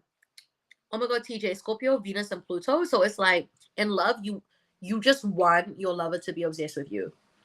And you withhold information about yourself because you're scared that if they find out who you are, they won't be obsessed with you. Is this true? On my posty job, I was working with 3 Scorpios. Oh my god. That's so intense. It's only because I have to pull. I know. This was $1.60. Why do we pay so much money for Easter eggs when we could pay $4 for a block of chocolate, like 3 times more the amount? It's because the thinness of the chocolate. Oh my god, that's so funny. Purple uniform. Okay, Scorpio. Yes, TJ. You want them to be obsessed with you. Same. This was like $1.64 for like the big. Where is it? The big box. I got the big egg box. Okay. Scorpio is happening in your 6th house of self-improvement, work routines, health and nutrition, and employment. So it's all about the routines. Yellow. $1.64. And then my sister and brother came over and said, why can't we have any? I'm like, I should have bought 10. I knew it. I should have bought 10 of them. But I wanted to be good, but I could have given them to my siblings. Okay. Scorpio, what is the thorn in your side? What is the trigger that's coming up for you? Something that the universe wants you to pay attention to? Hey. Are you doing why now? 135, or is it £1.35? 135 pounds? Okay. Manifesting joy. You were like reduced at 100. I was like, the cost of living is crazy. I was like, I didn't know the cost of living in the UK was so fucking crazy that you're paying 135 pounds. Okay. Yes, Mr. Dot. I love that. Queen of Wands. I love this for you. Okay, so Scorpios. This is Scorpio, right? Queen of Wands, we are looking at our creativity. We are looking at our energy. We are looking at what is the time that you are spending doing things that you love, and what is the time that you are spending with your creativity. Truly, you need to dedicate time. So Scorpio, in your habits, health and nutrition, if you are feeling blocked in your body, or if you're feeling really restless, it's because you're not dedicating enough time in your everyday routines to really work with the body. The Queen of Wands to me is coming back to the body, connecting with the body, connecting with your sacred fire, making sure that you are not burnt out. So, oh my God, I love that. My inner Annie Lennox. So I really feel like the Queen of Wands is really in charge of her creativity, and she can really rule from a place of just she knows how to push forward. She knows when to hang back, and she knows how to use her fire to smote a motherfucker. But that's because she is so good in her body. She doesn't burn out. So Scorpio, in terms of your habits, we really want to look at the ways in which you are making sure that you are sustainably moving forward and using your energy and your fire, and that your nervous system is not overloaded. Okay, so if you're feeling a little bit burnt out at the moment, then it's like, Juno, hey Fifi, how are you, girl? So yeah, if you're a bit burnt out at the moment, we know why, right? So your work and routines. If you want to live a more creative life, Scorpio, then we really need to look at what it really is, looking at like what's going on in your health and nutrition. How are you feeding the body? How are you nourishing the body in a way that is really truly stoking your fire? I would look up the Ayurvedic system, which is the ancient Indian Vedic system.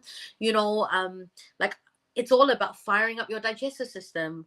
What are you eating that's getting you going, that's giving you energy? Like we're talking about work routines. How are you giving yourself an energizing break? Are you drinking too much coffee?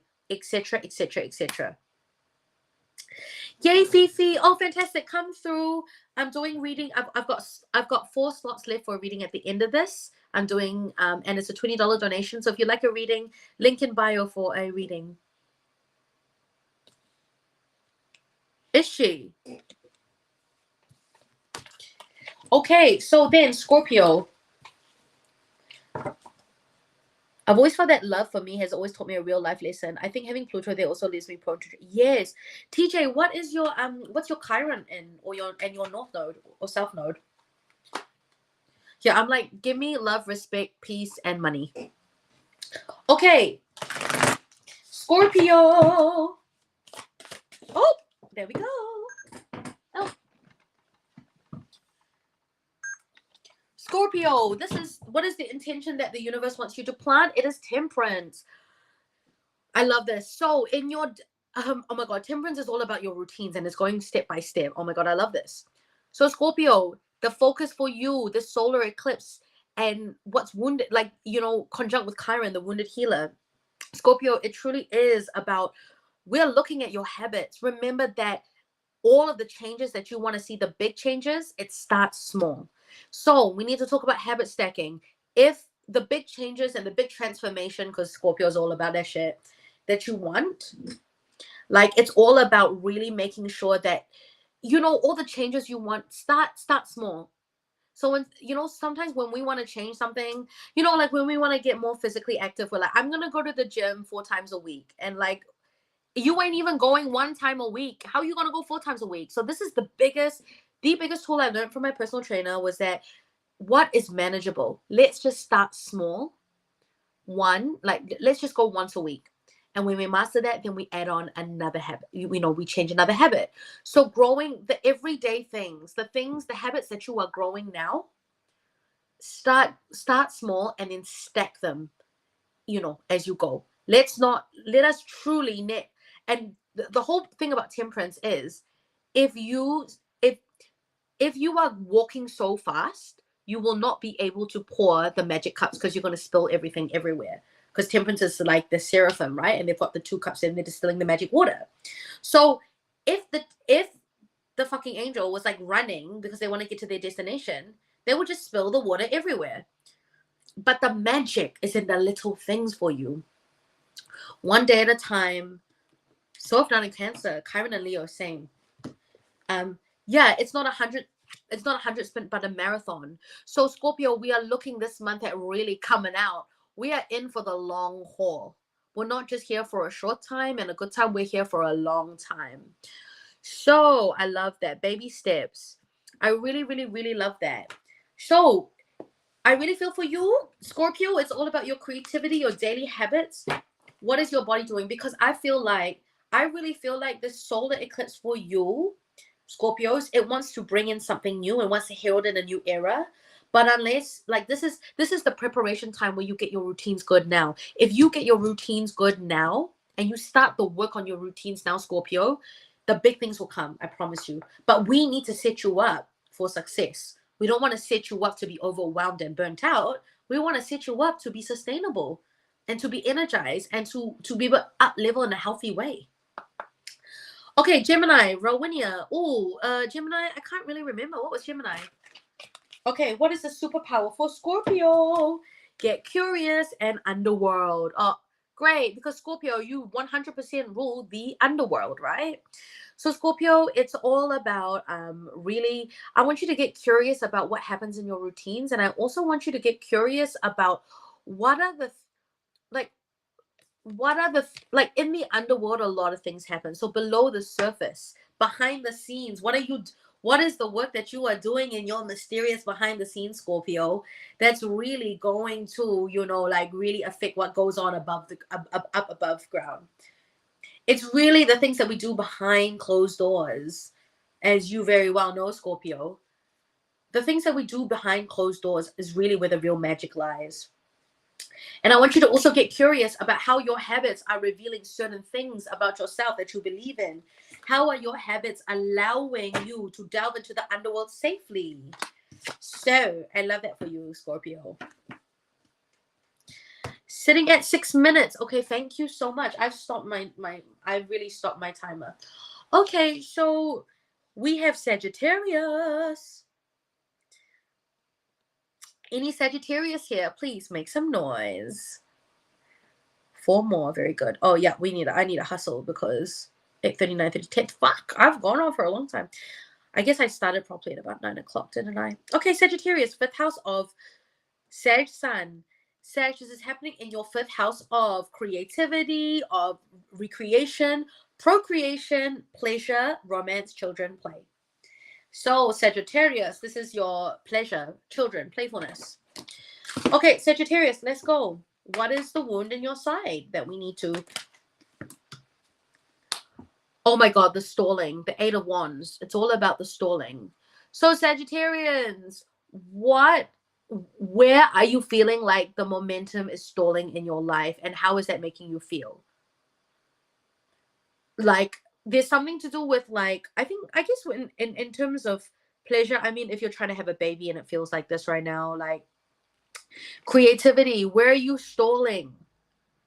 Where do you feel like things are not moving, so you're getting really discouraged and it's burning all your creativity? Because there is something in there. Like, what if you just accepted that this was a time right now, Sagittarius, to hang out and let it come and not push? The more you surrender to the momentum and sat with that and said, okay, well, if things are not moving, I'm not going to force it. And I'm going to just spend a bit more time sitting with spirit and sitting with my creativity and asking, how would you like to play? Spend a little bit more time playing than you are pushing ahead. It's about creative play at the moment, Sagittarius. This is in the 5th house of creativity. Okay? Sagittarius, so wherever the momentum is stalling, it is an invitation for you to lean into your creativity and pleasure. And because in pleasure and play, and maybe spend some time with children, you might find that it gives you a spark of joy that then pushes the momentum forward. Sometimes we think of momentum as things actually happening, but true momentum is sometimes the universe is working that momentum behind the scenes. But what we're looking for is the energetic drive inside of us to not die, no matter what externally is happening. So, Sagittarius, what is your focus? Knight of Cups, lead with the heart, babe. I love this. Knight of Cups. This is 100% on point with the card I just drew, 8 of Wands. So, with pleasure, what are the ways, Sagittarius? You need to make more time to lead with your heart, truly. You need to make time to tune into your heart, and you can do that by doing things that you love. I reckon spend a little bit more time with kids. Yeah, it's upside down. It's reversed. So when it's reversed, I would take that as a blockage. So honestly, Sagittarius, I just want you to spend a bit more time with kids or with people who are youthful in spirit, who are young at heart. And I want you to observe the way that they play and the way that they are open to life, and spend a little bit more time in creative play with your inner child. Instead of getting caught up in the hustle, let's get caught up in the play, because great things can happen when you play. Honestly, I'm a face painter, and my company, Face Patel Face Painting, I'm always like, I think my tagline is empowering through creative play.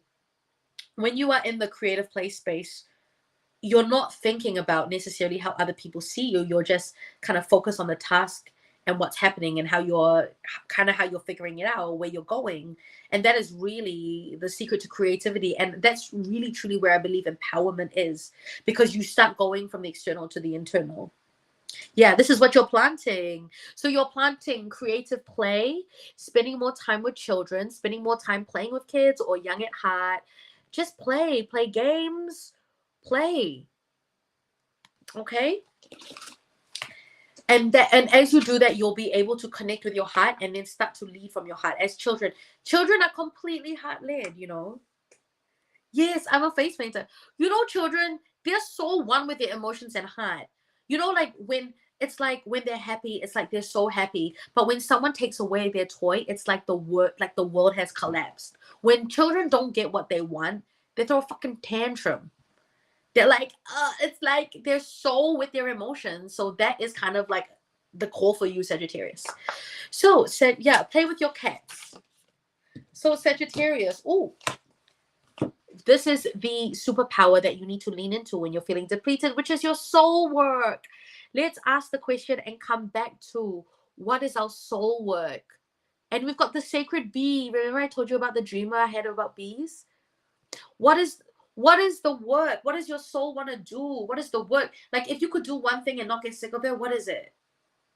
What is the thing that you will be working on till the rest of your life? In fact, I would like for you to go and read up on your North Node, actually. And TJ, you said your North Node is in Capricorn and Chiron and Leo. So it's how you show up in the world. So this soul work, like, look at your North Node. That's where your soul wants to ascend. Oh, in Taurus. So we're looking at pleasure. Okay, I want you to look up at your North Node. What is your soul really here to do? What is the direction it's going on? So go and honestly, the Chani app, CHANI, is having it's giving you 1 month free for Mercury in retrograde. Go and look up what the North Node is in your chart. Okay, very good. Chop chop. Capricorns, where are you? Oh my god, you got British short hair? I want British short hair. They're so cute. Oh my god, I really want a British short hair. Purple unicorn. So this is where your soul wants to ascend to, actually. You can hustle because you're with Capricorn, right? But you can also you can experience pleasure. Yeah, look at the house. I really think I'm supposed to heal my families. I love that. The 4th house is home, private life, roots, heritage, subconscious. Yeah.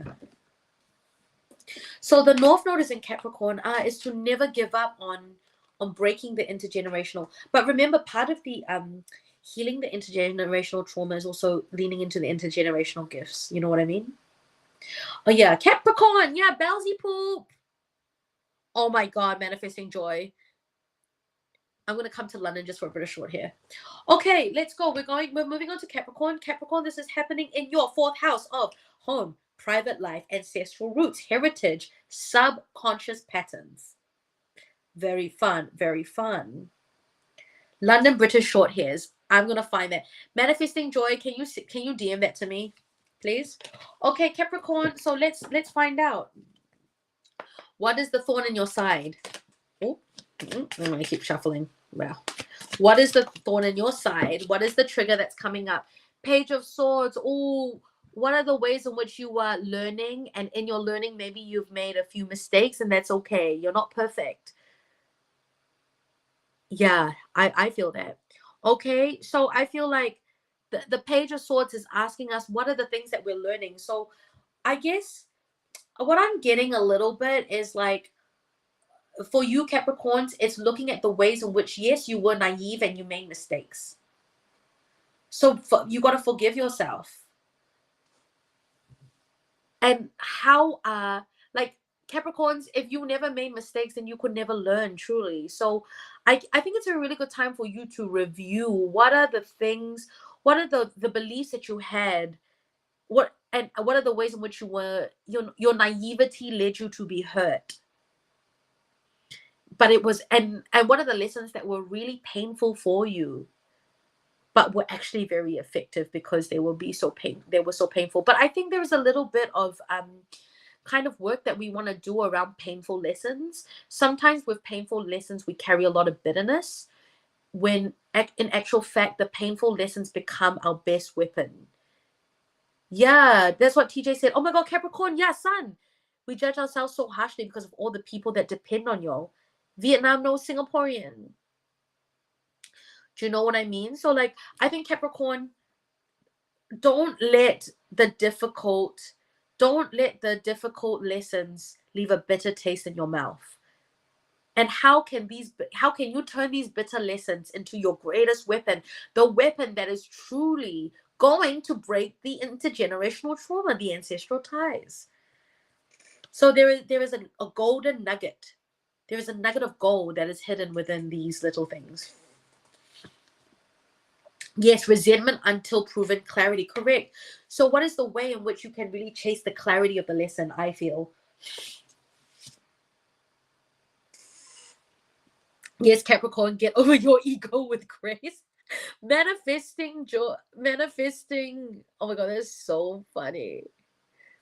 Manifesting joy, that is so brutal. You are like roasting harder than like that's just a brutal roast. What's your Mercury in manifesting joy?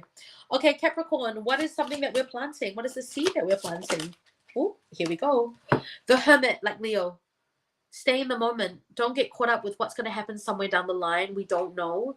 And that's not up to us to know. It's up to the universe to arrange it. Focus on what you need to do in the moment. Focus on the A. Actually, Capricorn, this is so true. Capricorns are always, in a way, Capricorns are quite good at the Hermit. I feel like they're all about like, well, I just got to take one step at a time. Like, I just got to keep on going. But I think the Hermit is actually asking you to trust that wherever you go, something is going to be good. Like, you need to trust your inner compass more than you trust the prescribed path that you found yourself on. You know, I love that. Come through, universe. I'm wanting to be a student and learn. Yeah, sometimes I need a good dose of that humbling too. So I really feel like, oh my god, yay, Kareem, thank you. So the Hermit is just like Capricorn.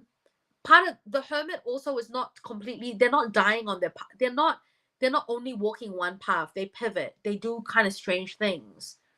So Capricorn, don't worry about how you're gonna get there. I just want you to trust the process. I want you to trust the process, and I want you to know that like you can pause at any time. I'm going to interpret this for you, Capricorn, as this is sacred pause. So don't forget to pause. Sometimes the pause allows you to really ask, is this where I should be going? So that you don't waste like the next, I don't know, 20K. You don't walk 20K and realize walk uphill 20K and realize you're on the wrong mountain.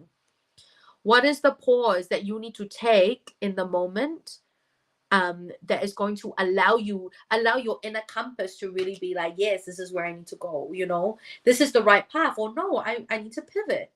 Hi Jazzy, how are you? I'm doing astrology readings by zodiac sign. We're on to Capricorn, and then I'm going to do private readings. If you would like I'm rocking the chair. Oh my god, TJ, I feel that too.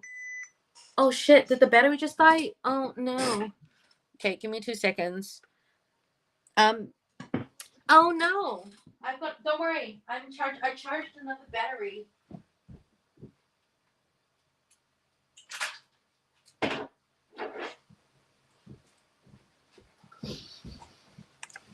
So Capricorn. Let's try and change the battery. I'm just gonna do this in front of y'all. This is really tricky. Oh, I can. Very nice. Whew. Oh my god, how do I see it? How we all doing? This is a fucking marathon. Y'all know I like talking. I fucking love talking, y'all know. Very good. Love it. We did a quick battery change. Ah! How is my candles going? Okay. Oh. No. No.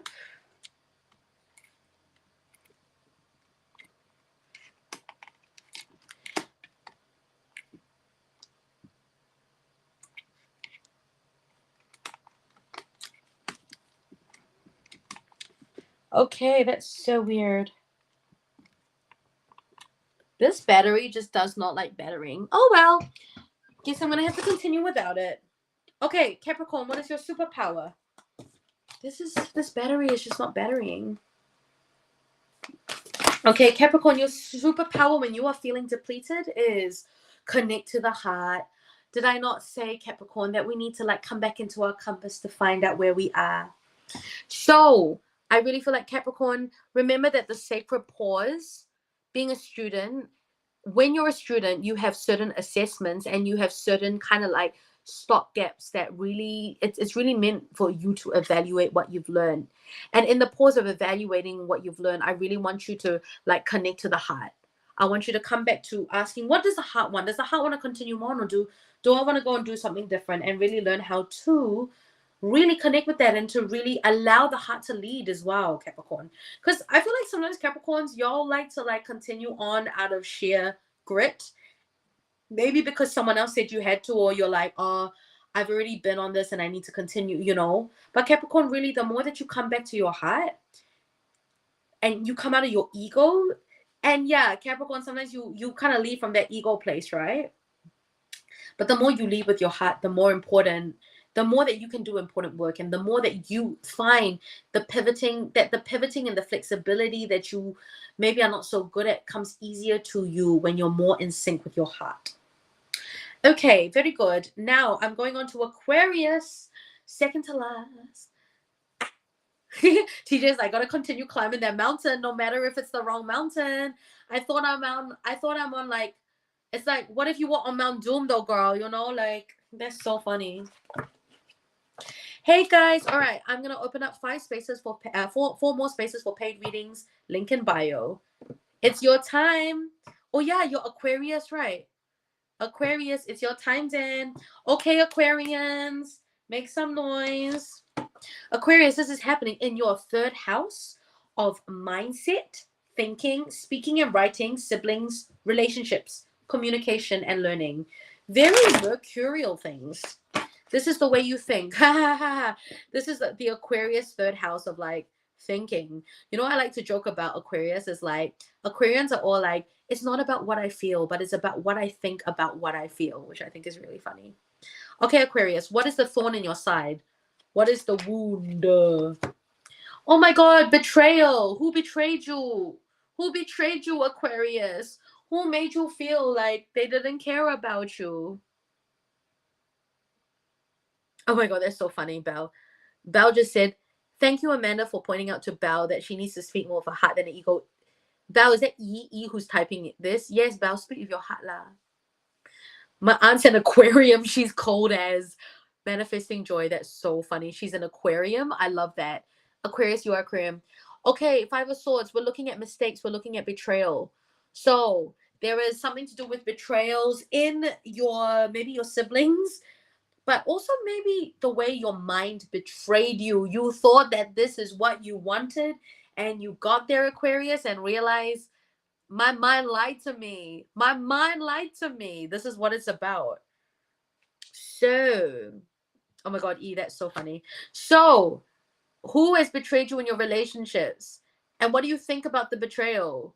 How do you feel the betrayal? How have you betrayed yourself?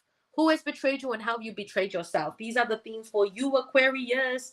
What are the parts of yourself you have betrayed? Because what are the individual small things about yourself that you have ignored? How have you betrayed yourself because you thought you needed to squash that for the bigger picture? Does that make sense? Yeah, so yes, it's so true. It's like, I need to be with this person for the bigger good. Fucking bullshit. You need to be with a person because you love them, not because you want, like, I know Aquarians want to help everybody, but like, fuck, be with someone because it's good for you too, you know? Don't be with someone out of pity. Okay, Aquarius, here we go. This is what you need to focus on. Six of Pentacles, generosity. Okay, Aquarius, what are the ways in which you are being generous to yourself? Okay, when you are over generous to other people in your relationships, in the way you know, do you know why, Aquarius? Is because you ain't being generous to yourself. So being generous with yourself, Aquarius, will really help in your relationships. You know, I really feel like, yeah, the more generous you are to yourself, the more you can also extend the same grace and compassion to other people when they fuck you over. So actually, when someone betrayed you because you gave too much to them, right? Hi, Lexi. Hi, Alexa. Good morning. Hi, Shiro. So I feel like for you, Aquarius, the theme is like, the theme for Aquarius, what I'm feeling is like, I gave too much and they fucked me over, and now what am I left with? The bitterness, right? So just remember that when the way you betrayed yourself has something to do with what you believe and how you feel about yourself. So let's come back and look at the grace. I want you to focus this month on what is the grace and the compassion and the love that you are extending to yourself. The love that you think that the world needs, it's time to give that back to yourself, okay? I know yours are always focused on the big collective and the big dreams, but I'm telling you that the theme of tonight is individual. Like collective change starts from the individual. So I'm telling you that you cannot show up for the world and you cannot change the world unless you fucking change yourself. And that includes changing the way that you back and that you love yourself, and stop over giving and being a people pleaser. That's ego. That's not love. Okay, I just get. I'm sorry. I give Aquarius an. I love you, Aquarius. Also, get into your feelings. I say this every reading, Aquarius. Feel it in your body. And now, what is your secret superpower, Aquarius? Dare to dream. Okay, good. Dare to dream reverse. What are you dreaming of? It's reverse though. But remember that your dreams, you have, in order to really go for the dreams that you want, you have to back yourself. You really have to back yourself.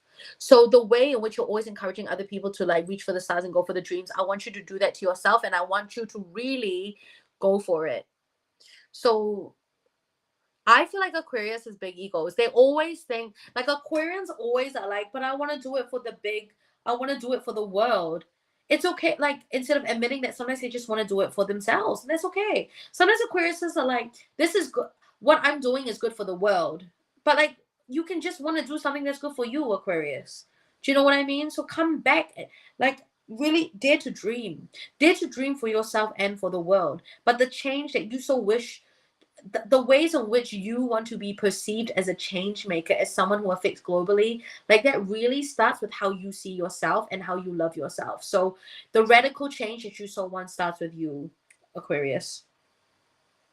They want to do it for the fame and ego. I know, I get it, because I'm a Leo as well, so like I identify with that. But I think, like, I feel like the dare to dream is like, dream big, like for you, and don't be afraid to admit that it's for you. Have I done Pisces yet? No, but I am very lucky because we're about to do Pisces. My lucky last is Pisces. Yeah, I feel like Aquarians is all about like for the good of the greater good, and because they're always about the greater good, they miss the individual. They really miss the individual connections and individual experiences that make things so important. So Aquarius, get down to the details, and I promise you that in the details you will find the ways in which you have betrayed yourself and how you can start to reclaim. And part of that reclamation has a ripple effect to your bloodline and to people around you. And I really kind of want, like, extend yourself grace and love, and it's about reclamation. I want you to think about the word reclamation. Aquarius, I hope that makes sense. Perfect timing, Chris. Kia ora. My previous coach is an Aquarius. Oh my God, you're Martina. How did you know I'm a Leo? Oh, I said that. I am a Leo. Can you not tell? Oh my God, yeah. You talk about this coach. Pisces time. Okay, Daniel, I hope that was helpful for you. Okay. Pisces, lucky last Pisces. This is happening in your second house of oh my God, I love this. TJ's like, Aquarius always doing extra. I'm like, sit down, you're doing too much. Okay, Pisces, this is happening in your second house of resources, money, self-esteem, values, and material security. Oh my God, I love it. Oh my God. Daniel was like, it hurts, but it's the truth. Shit, man. Aquarius, you are so funny. But Aquarius will go home being like, Aquarius will be like, it hurts, but what do I really think about it? That's the more important thing. It doesn't matter what I feel about it, but what do I think about it? How am I going to rationalize this? That's so funny. Pisces. Cool, Martina. Kia ora. Welcome. Okay, Pisces. Second house, money, self-esteem, how you show up in the world, values, material security, resources. Okay, Pisces. Yeah, great. Very good. Pisces, let's go. What's the thorn in your side? Oh my God, Pisces. Two things, the Chariot and Eight of Cups. Okay, cats, and cats. Pisces, this is all about what you are, the thorn in your side. Okay, Pisces, what do you need to walk away from? What are the things that you are procrastinating on leaving behind? What are the daydreams and the past lovers and the past people and the past things that you need? You are like procrastinating. You're like holding on to them because you're like, oh my god, but like they're the one that got away. This is giving like big like can we just let go of the one who got away, please? Can we let go of the ideal? Can we just let go of the daydream that is just like, I get it, but it's never gonna happen. Or like, even if it does happen, it's not the point. Like, and Pisces are so guilty of holding on to things they know they can never have, or things that they fucked up, because the romanticism of it is so beautiful. Like, the more unavailable, the more they know they can't have it, the more they love it. That's me, the one that got away from Pisces. Me too. Hi, Crystal. Oh my god, Pisces. Pisces and Taurus. Okay, so Pisces, it just is like, fuck. Okay, like that thing, just walk. Like, it's time to let it go. Okay, let's not dwell. I know y'all love the pain, but it's time to let go of the pain and just like walk away from the pain. Don't hold on to your pain as the only thing in your life. Why is Pisces like this? Oh my god, TJ, I fucking know, right? So this is the thorn in your side. Pisces, you will feel a lot better if you just let it go a little bit. Okay, and what is the intention you're planting? Oh, I love this. Temperance every day. We need to look at routines as well. And we're looking at money. Okay, yeah, what are the things? Okay, oh, very good. Now, Pisces, we want to work at being in the flow of giving and receiving this Aries season, Mercury in retrograde. So if this is about the resources, money, and self-esteem, right, Pisces? I guess what are the things, forgive yourself for the financial wounds that you have. I also want to say that some of your relationships have been blocking your money, but also what are the ways in which you hold on too tightly? Do you see the Four of Pentacles? It's like this motherfucker is holding so tightly on to what they want that they are not in the flow of giving and receiving. There are two under their feet and one on their head, but it's not happening in a circular motion. It's stuck. So Pisces, like, I really feel like the more that you kind of lean into the more that you let things go, like if you treated your money like your relationships a little bit more, maybe it'll be better. Do you know, like, let things go. And I want you to look at don't get caught up in the tiny details, because I know sometimes when we hold on to things, when we want to manifest, look, I always say that the golden rule of manifestation, Pisces, is if you want something, you need to put it out there and set the intention, and then we need to let it go. The more that we are constantly checking up on our views on whether this person has text or whether this job has emailed you, the job opportunity has come, the more that we're blocking the energy.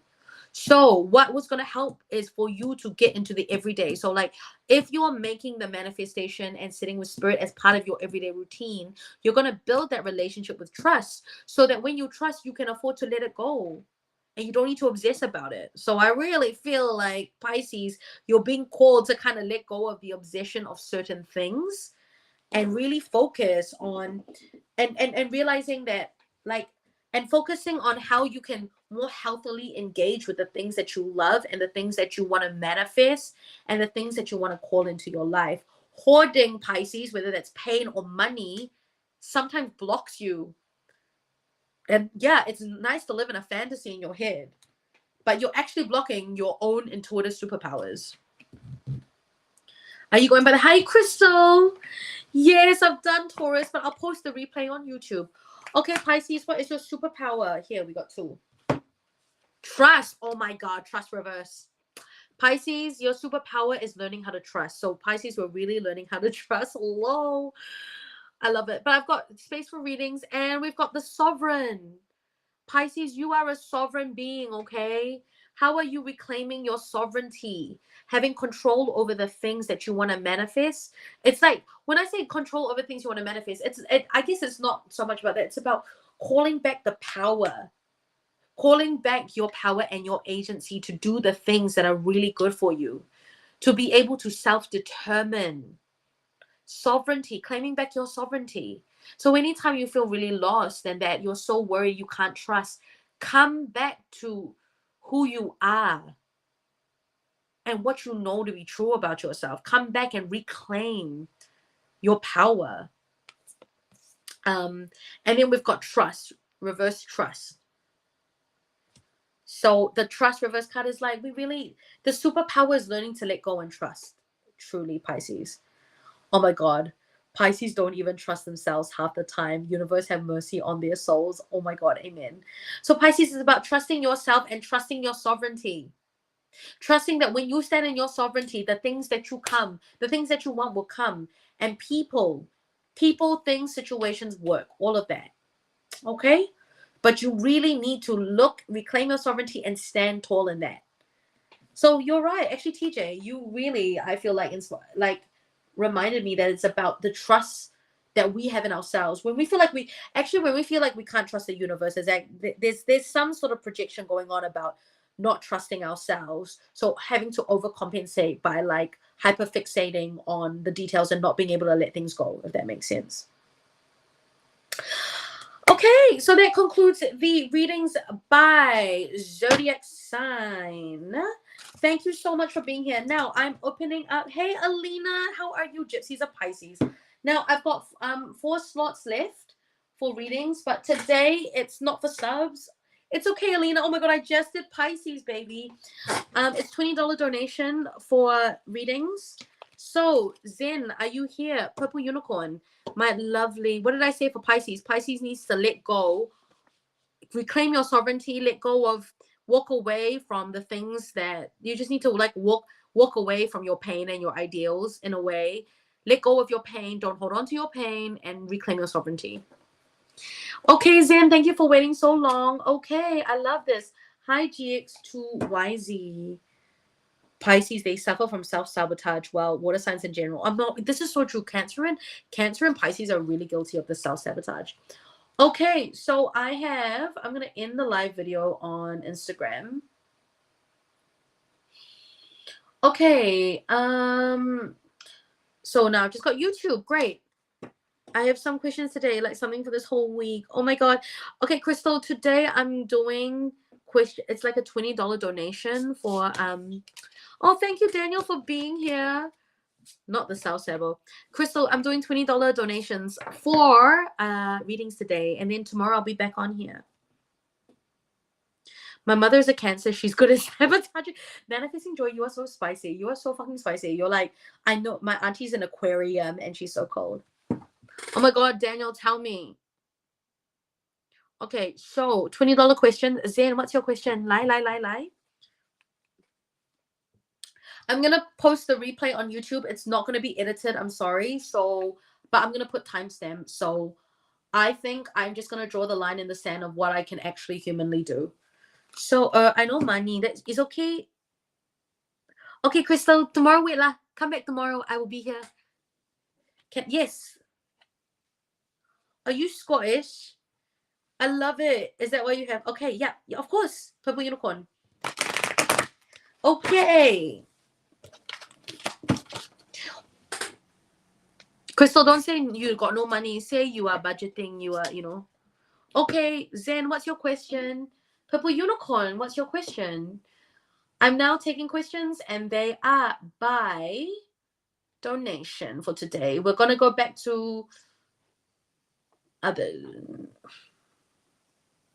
Okay, Zen.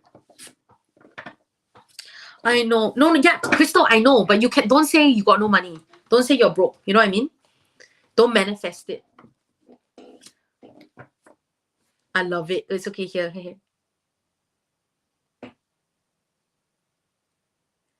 Oh my God, TJ, are you also a content creator? Yeah, editing, capping. Like, I'm not. It's a lot. Are you also like? How do people? I know. Yeah, government pay. Yeah, I'm budgeting. Okay, Zen, what's your question? Okay, I'm gonna do Purple Unicorn until Zen. What is V's energy towards our friendship? Let's go. V's energy towards your friendship. Interesting. Oh, I think that she's feeling really burdened. Like a lot of expectations. Getting the vibe that she wants to burn it all to the ground. Do you feel that? Who wants to do that? You or her? Someone wants to do that. Someone wants to burn everything to the ground, if that makes sense. Oh my God, TJ, amen. So I feel like Purple Unicorn, there's a lot of expectations. There's a lot of baggage. Do you know what I mean? I don't know. I think she just has a lot of I think expectations, baggage, Six of Swords, a lot of grief. I think maybe this could be in general. So I don't know. I feel like she's had some sort of troubles with friendships before.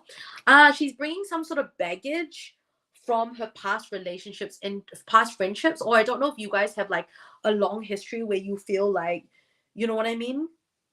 I don't know if it's, I don't think it's by you, but she's got some baggage that she's bringing in, is what I feel. Does that make sense? Purple unicorn. Five of Wands here. A lot of conflict. Is she very confident? Yeah. Conflict. There's actually a lot of conflict. Oh my God, TJ. So do you have to edit? That's what I want to know. Okay. Anytime you get really close, really fast to someone, it's kind of trauma bonding. You know what I mean? Like, I mean, when you work together, it happens like that. But if you don't work together, yeah, there's some sort of like trauma bonding. Like, she's a Virgo. Conflict avoidant, baggage. She's quite burnt out as well, is what I feel. She doesn't know how to deal with conflict. There's a lot of expectations. I feel like there's a lot of expectations she has that are not being met, and I just don't think it's healthy for you. So if you're gonna ask me, Purple Unicorn, I would just take your space and do you. Priorities. What's your priority? What's your priority in the situation, you know? But you know what? It doesn't really matter where she's at with you. Do you know what I mean? Where are you at with her? The question is, where are you at with this relationship? What are your priorities right now? Yeah, like, are your priorities, is this friendship a priority for you? Is actually the question. So the first thing is this friendship a priority for you? And the second question is, how important are friendships to you right now? I guess. So like, it's really interesting because I recently had to get very, very clear with myself with certain friendships. And TJ, you might feel this, where I had to admit to myself, yeah, okay, that's good. That's good to know. It's not a priority. It's just something I miss. And same, because nostalgia is a bitch. Yes, amen. Myself is a priority. But like, at some point, I realized maybe I had been saying to myself, oh, these friendships are important to me, but I just couldn't make time for them in the past year or two as I was doing my spiritual growth. They felt it, I felt it, but there was nothing in me that could make me. Do you know what I mean? It's like the more I tried to like force myself to make time for them, it just wasn't working. Bouncy Poo, pay now, $20 pay now.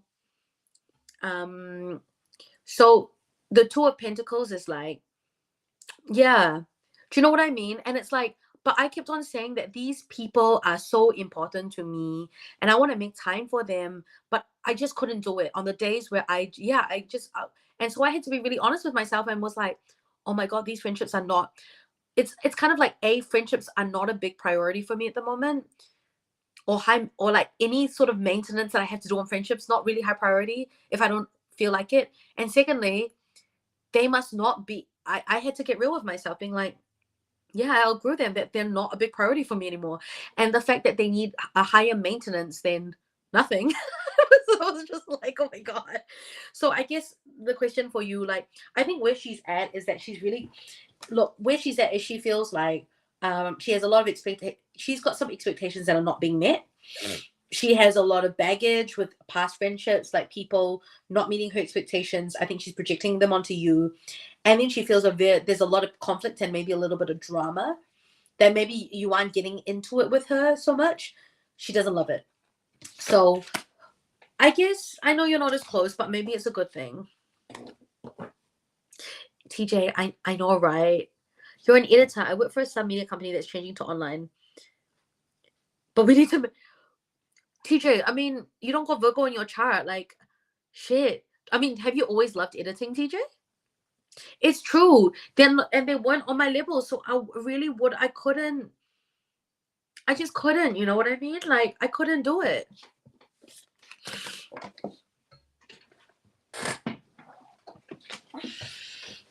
Hey, Phoenix.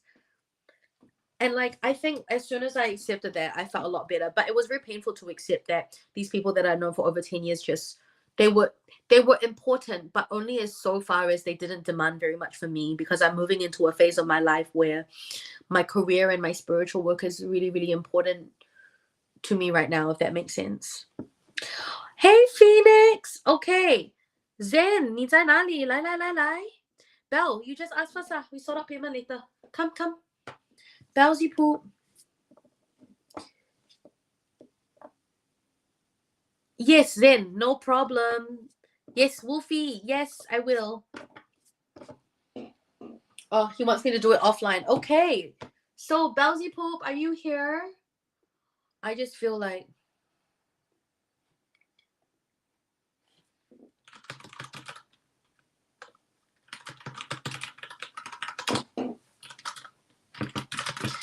okay, Belle, what's your question?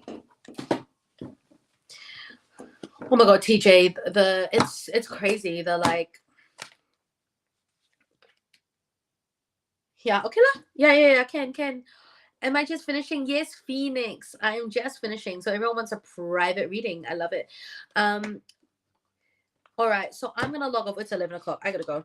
But thank you guys so much. TJ, it's so lovely to connect with you. I really have loved connecting with you.